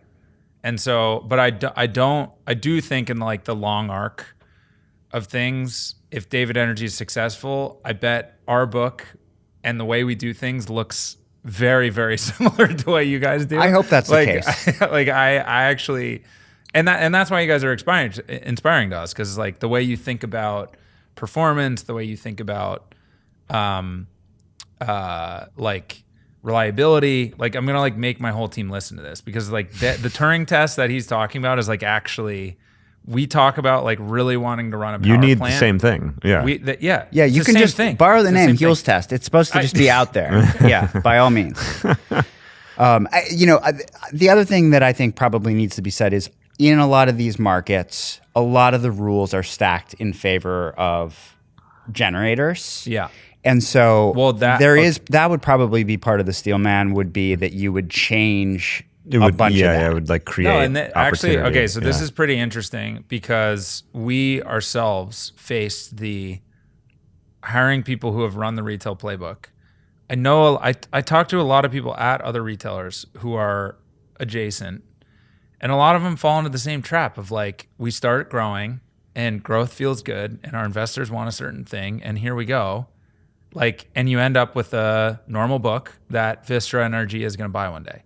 To like actually do the like full stack from the ground up requires doing the VPP and your generations that you have to build like a subscale NRG of like VPP and solar as your like generation stack versus buying financial hedges effectively. Like this is the cold start problem that David Energy has faced effectively. Like in other words, you need to build a genuine structural cost advantage that is somehow better than being a This is gen why it's 2. taken us 5 years. It's like we are now finally like, we've built a customer facing product. We have our implementation team. We know how to sell power. We know how to price it. We have all these internal systems. Now, finally, we're going to start get a shot at sourcing our own solar and batteries. And we could have grown a lot faster. And always that pressure was there. And it's like, okay, but if I go grow a 200 megawatt book, how the fuck am I going to supply that with a VPP that none of those 200 megawatts of customers have and solar? Right. Or like any generation. So it's like, you have to be like, you have to have the discipline to say, I'm going to grow the right book. Right. And no retailer has really been committed to that. And so like, because of the pressures of, you have investors and you need to grow now. And so like, it's an adoption curve thing. Yep. I mean, that would be our argument, obviously. But like, I now see a path where like, actually we know, I think we can grow fast and in the novel way, where like 5 years from now, it's not like, oh man, we have the 200 megawatt book and like, it's just another retail book. But we're like, no, we have a 200 megawatt book and it looks like radically different than anything else out there. Right.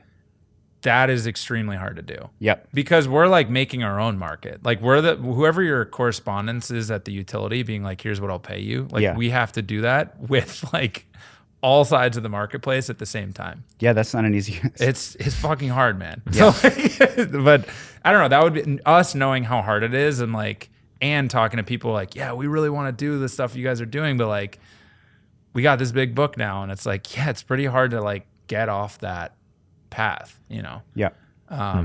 So yeah, I don't know.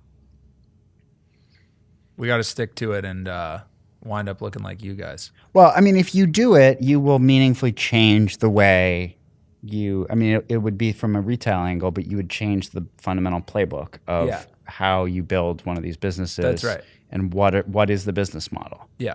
That's right. Yeah. That's our hope. That's why we say our mission statement is run the grid 24/7 on clean energy, because we mean physically in real time. Yeah. Like even the utilities you're working with, no one's running a book where they're actually holding the bag on the risk. Where to the utility, it's not at a price level, but it's at a reliability level. Right. But they are functionally the same thing. Right. So like if we can build a book of any scale as a retailer that we're actually like our 40 megawatts of demand is 100% offset by 40 megawatts of solar and storage and VPPs. Right. On like an 8760 There's no basis, grid operator, utility, anything, to your point, like internationally. But there are a lot of very successful programs, to your point of like, you guys have 3 gigawatts under management. I would love to see if there's a way for you guys to push, like I have a gigawatt with APS or something. And now as a function of that, they can add more solar onto their grid. Yeah. I mean, and this do you think about that? Because our hope is that if we can build this book, anyone can build that book. And that's actually the meme that can propagate. Like that playbook can actually be both at the dereg and reg market. Yeah, I think what you're asking is like if you. By the way, I don't think it has to be 8760, right? I think we'd be happy with like whatever, 90%. The cool thing is we actually have a North Star metric as a business that we could say we're 20%, we're 40%, we're 60%. So 100 is like we're in Valhalla now. I think if you get to a point where you're running the system and you're making a core decision that you are okay sometimes relying on the load flex, meaning to shift, to shed, whatever, to firm the renewables, then I think you will get that would allow you to get to 80% much, much, much faster. Yeah. And then personally, I would be happy if you think about inverting like traditional DR is like a 60 to 80 hour a year product, right? Like most of our stuff, we're trying to do more than that. But what if we had what if you were assuming, okay, we're going to have a bunch of gas gen, but it's going to run 60 to 80 hours a year. Yeah. Right. 100%. It's only when like it's incredibly cloudy or it's just the coldest morning of the winter and everyone's got a heat pump. Then you'd be like, all right, great. I think if we're successful as a business, we start at 60% gas and wean it down to 10 over time. Yeah. But like, that is why I love the Huels. Like what I love about dereg markets, and I do agree with you that it does not exist yet. I always joke like, can someone please build one SMR? Right. I'm also like, can someone please build like one like real VPP where it is a Huels like your grade 4 of like. Right. When I mean real, I mean like we are not building other resources at scale because we have this thing. Right. And our internal benchmark is like, as a retailer, like we got to go buy financial hedges. Right. We're going to buy them from Citibank, from Morgan Stanley. And I say to our engineering team often, I'm like, you have to beat Morgan Stanley in reliability. Right. This is your if like I air buy that signal financial swap, like it's there. If we stop buying those to run on our VPP, like you wear that bag. Right. Like that's a real, and this goes back to your program design question of like, don't pass that bag to the customer. Like they don't actually understand that risk of like physical performance. And so, I don't even think it's what is very cool is like you guys are setting the benchmark of that, the Huels test and showing we're looking at that meme. Right. And I agree with you on what the bar should be. Yeah. And it's like, I hadn't thought of it until you said it, but like, I actually think dereg markets are far behind probably where you guys are. Yeah.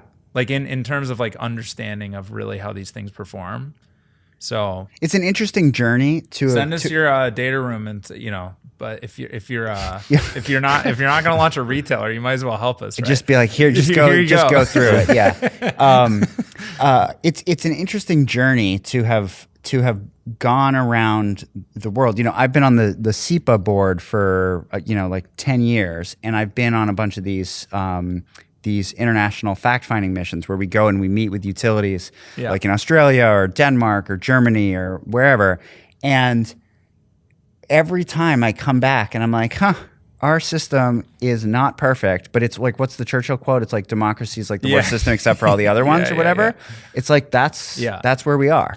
But okay, so this is a good question. Have you guys, in one case, gotten a utility, let's say a vertically integrated one, to not build a power plant that they would have otherwise because you exist? That's a hard counterfactual, right? Like, how do you really? Yeah, I mean, I'm trying to, like, I have.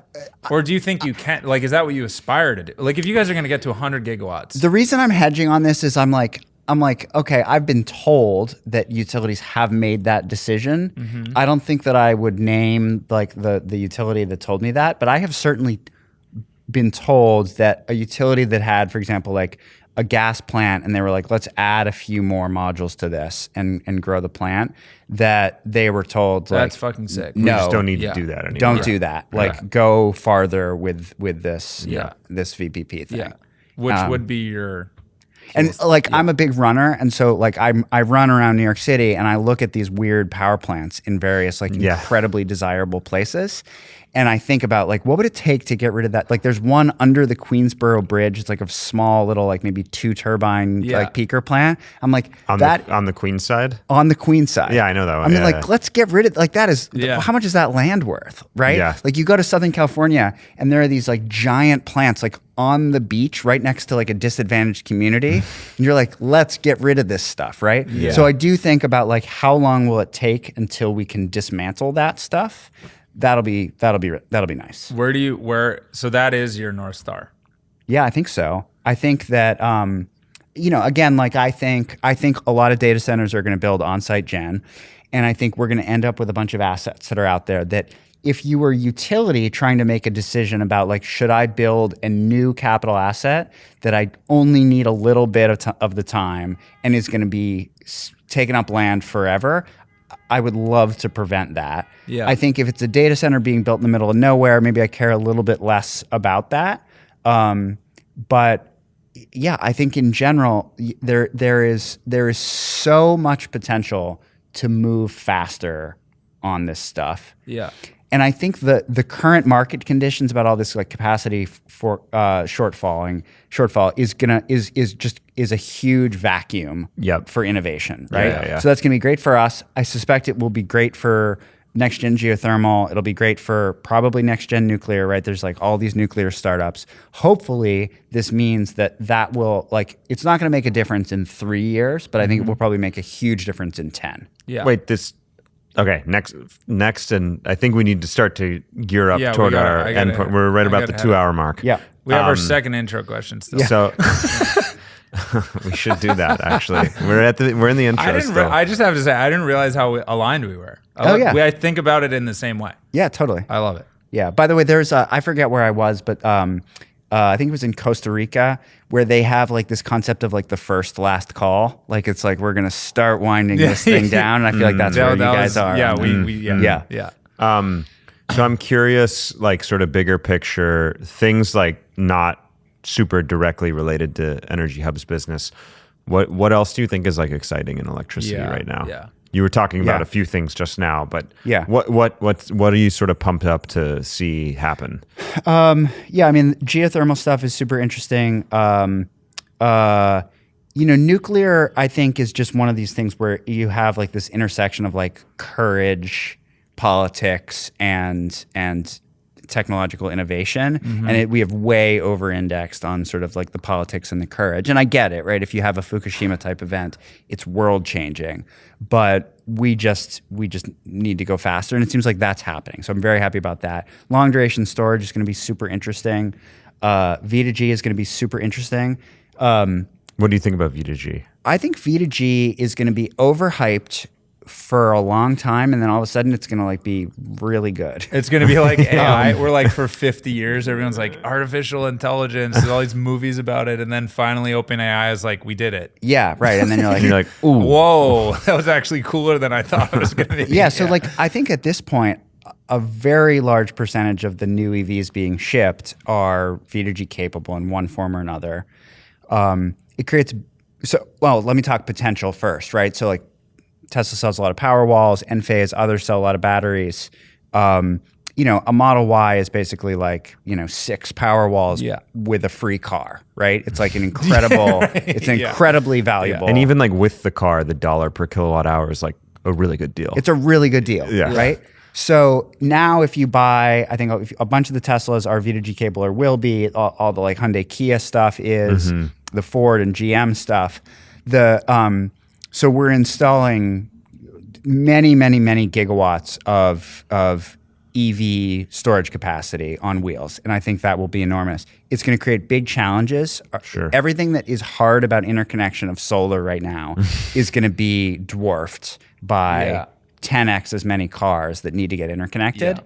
We were talking before we started taping about like issues of interconnection, and we've got this battery system over here that's going DC to AC to DC to AC to DC. Like, you've got a battery on wheels that could potentially put out 150 or maybe even 350 kW.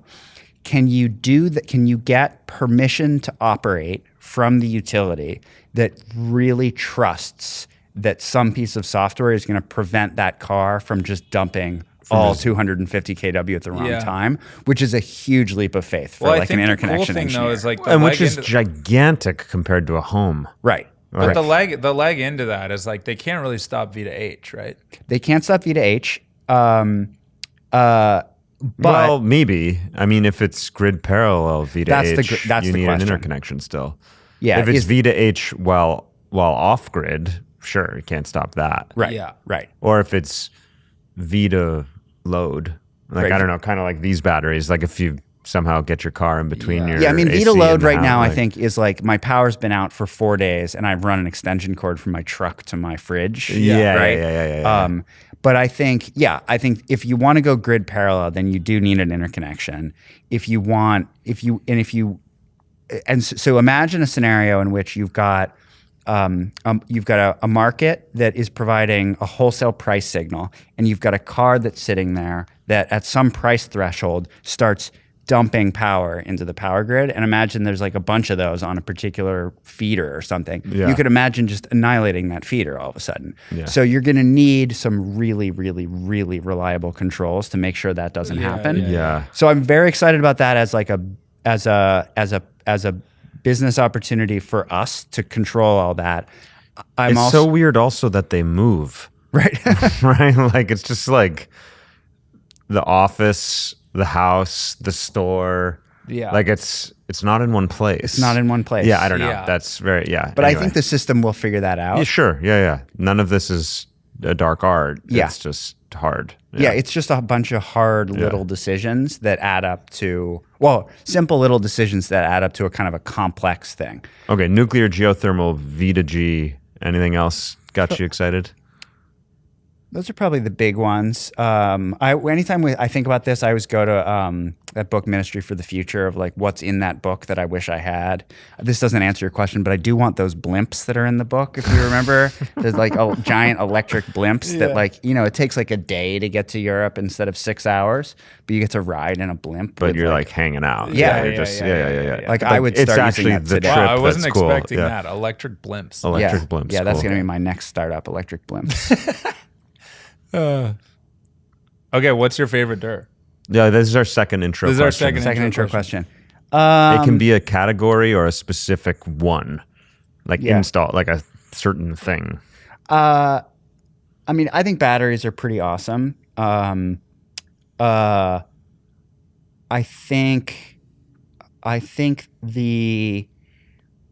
think the better answer to the question though is like, what can you do with a whole bunch of them put together that takes advantage of the sort of unique characteristics of each?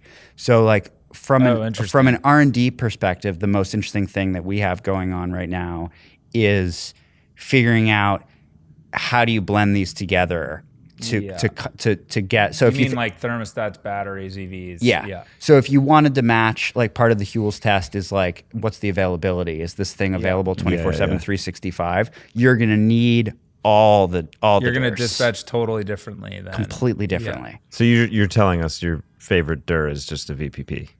Like a real VPP. Like a real VPP. An HPP, a Huels power plant. Yes. Oh, I like that. Yeah. All There right. you go. I'll tell Matthias you said that. I think I like that. Yeah. Yeah. I think that's the answer. But I mean, like, it's pretty interesting. Just look at how much batteries have like changed our lives, right? Like we're looking around, there's like batteries in all of our Literally stuff. everywhere, yeah. Like within the last few years, I went from thinking a lot about, is my laptop going to be charged for like the duration of a you flight just to the don't West think Coast about it anymore. to now you just don't think about it. Yeah. Right? Yeah. I Well, that's think- because you use a Mac. I'm on like corporate Dell. I okay. think about it. You do think about it? Yeah, I think It's about not it as still. good? Yeah. No, like nowhere near as good. Yeah. That's an interesting little North Star of it just works. And Yeah, can yeah. we get that in terms of running the grid? Yeah. I mean, we're not thinking about this probably dramatically oversized power station that's running 2 cameras. Pretty and, sick, right? Yeah. Guys, we're good to pod for months. Yeah. We can keep what you guys got going on today. Right. We can do the, yeah. That's interesting. Yeah. Okay. I have another question. It's a closer though. Okay. I think it's time. So I know let's you do are. it. I wanted to say this up front. EnergyHub has been the biggest earliest supporter of Dervos. Yes, this is true. Did you know this? Like you guys like basically funded the first 2 years Did not know that. and gave us money when our pitch was We don't have anything. we don't for have you. nothing to offer. And you guys were just like, here's 10 grand, go have fun. We were like, what?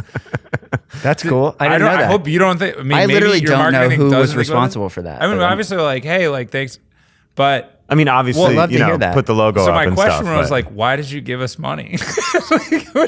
I mean, I think because I mean, I'll give you a serious answer. he's like, I don't even know about this. You know, I gave you money. He's like Writing down note, like, slacking, talk to marketing. Who am I firing on Monday? No, I'm kidding. Like, I feel like we kind of. I think it's fair to say we created the category of the like BYOD Yeah. like load flex thing, right? No one wants to create a category and dominate the category and have the category be small and limited in scope. And so it was very good for us to just see this thing thrive. And it is thriving. Like I was Yeah. shocked by both the number of people at Dervos last year and just who was there. Yeah. Right? Seeing like utility people, FERC commissioners, This just is so like fucking sick. yeah. So that's pretty rewarding. The other thing we used to think about was like when we would try to hire people, going back to what we were talking about before, of like how do you find the people with like the skills and the domain expertise? You basically would be like, can I find people who worked at Enernoc or Opower? Yeah, right. And that was it. And Yeah. they had great people, but Yeah. we were like, that's There's only not so enough. many of them. So Yeah. we started to talk about can we start to create that diaspora? And I felt ridiculous talking about it at the beginning because it like you had to first have the leap of faith of the company would succeed, and then we would do such an amazing job of like training the people that they would graduate. yeah. But obviously that's not how it works. Like the people come and what you build emerges from what they do, and they train themselves and each other. And so to just sort of have more forums for that.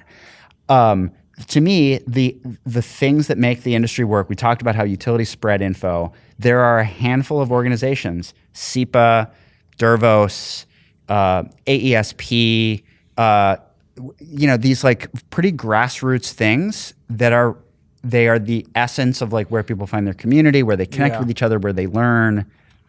Why wouldn't we support that? Dude, that's awesome. That's literally what, even now, like, I do think we're adding a little value, but like, that is the like, give us money because we want this community to exist. Like, we lost otherwise money. it won't. Duncan and I lost like real money last considerable year. money last year. Like, just not even lost it. We like conscious. We're like, we want to fucking do this. Let's spend it. Yeah. You know, and Good for you I guys. would- We Can can't you do that sell this year, though. sponsors We for us? cannot do We that can't this do- year. no, the numbers are too big. Yeah, Like, it would we're be both very getting scary. married. They would be very short married. I do want to say that everything, Yeah, everything cannot- I just say was a post hoc because I didn't know that we did that, and I don't know who did it. But you built theoretically, a great culture. why would we have done you that? built Yes, a yes. great culture that someone in your org knew that. They knew So, you yeah. felt that way. Yeah. Also, if you have anyone, I was like, man, I was like, EnergyHub has some talent.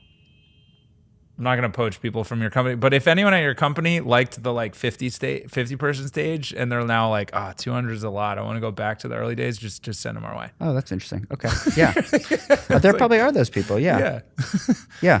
Yeah, it is funny how like team members, like there's different members for different times in a company. I think Yeah. what you're saying is there's gonna be an EnergyHub mafia. Oof. I know. It's, Yeah, like maybe we can call it something else. Yeah. I think, I mean, the thing that I'll say is that, I mean, we're still a pretty small company, right? We're only Yeah. like 200-ish people. Yeah. It doesn't feel like we're like we're done with anything. Yeah. It really feels like we're still solving like lots of really foundational problems. Yeah. Yeah. That's so cool. Still unlocking stuff. Yeah. I know. And We're now 6 there's years in, like, and I'm like, we're just starting. Like when people, I'm like, this is like now, like, Yeah, and right. you're like now 15 years in, and you still feel that way. yeah, Not and just starting, but like there's so much room. I to tell run. people when they join, like, look, there's a lot of people here. There's departments, there's teams, there's norms. You might be tempted to think like things exist the way they exist for a good reason. Do not assume that. Yeah, like yeah, assume yeah, that yeah. anything you can touch, you can improve. yeah. And there are things we're proud of, but even those things can be improved. Yeah. That's and awesome. now there's finally like a set of new market conditions that like really pull. Yeah, exactly. Which is very different than 15 years ago. Yeah, and I'll say candidly, the challenge for us is we've always wanted to be financially sustainable.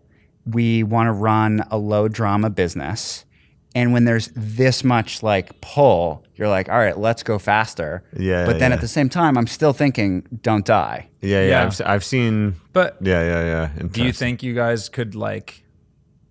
I was gonna ask you that about like just push on the up the thrusters dial a little of bit? risk Just a little like- bit. Just a little bit. Yeah. Yeah. Yeah. Not Because yet. I do Yeah. think opportunity windows can open, and it makes sense to. like someone else can take. That's the flip side of the like patience. Right. Is I've even seen like, oh man, we should have like, you get so jaded in a way, not jaded, but like the future is going to get here eventually. Right. That your actually reaction time to be like, oh fuck, it's right now. Yeah. Like it actually gets slower. Absolutely. I mean, we've made that mistake a bunch of times where you're like, Yeah. oh no, this is going to take 3 years, and then you're like, oh, this is actually going to take 9 months, and we Yeah. are moving way too slowly. Yeah. So yeah, I mean, there's always the potential that someone comes along and disrupts you while you're working on disrupting something else. Yeah. Yeah. Yeah. Knock on wood, we won't. That won't happen. But again, hopefully, it's an expanding category where there's plenty for everybody. Yeah. Yeah. Yeah. Cool, man. Well, go get 100 gigawatts. Appreciate it. What year are you You gonna have too, 100? by the way. Go get 100 Yeah, thank you. gigawatts. We'll do it in the other 20 markets. 2035 is the goal. 2035. That's fucking sick. We'll have you back on in 2035. Yeah, 10 All right, years let's to go see. 30x. 10 years. It's a pretty Let's scary see how goal. we do. We'll see. How many weird little peakers we've displaced. Right. Yeah. Yeah. How many parks have we put in to replace them? Yeah, I love it. Yeah. Awesome. Thanks for having me on, guys. Thanks yeah, for coming thanks for on. joining us. Yeah. We just got done with the intro. This is All great. right. Yeah, great. Yeah, and see you later. Alrighty. See ya.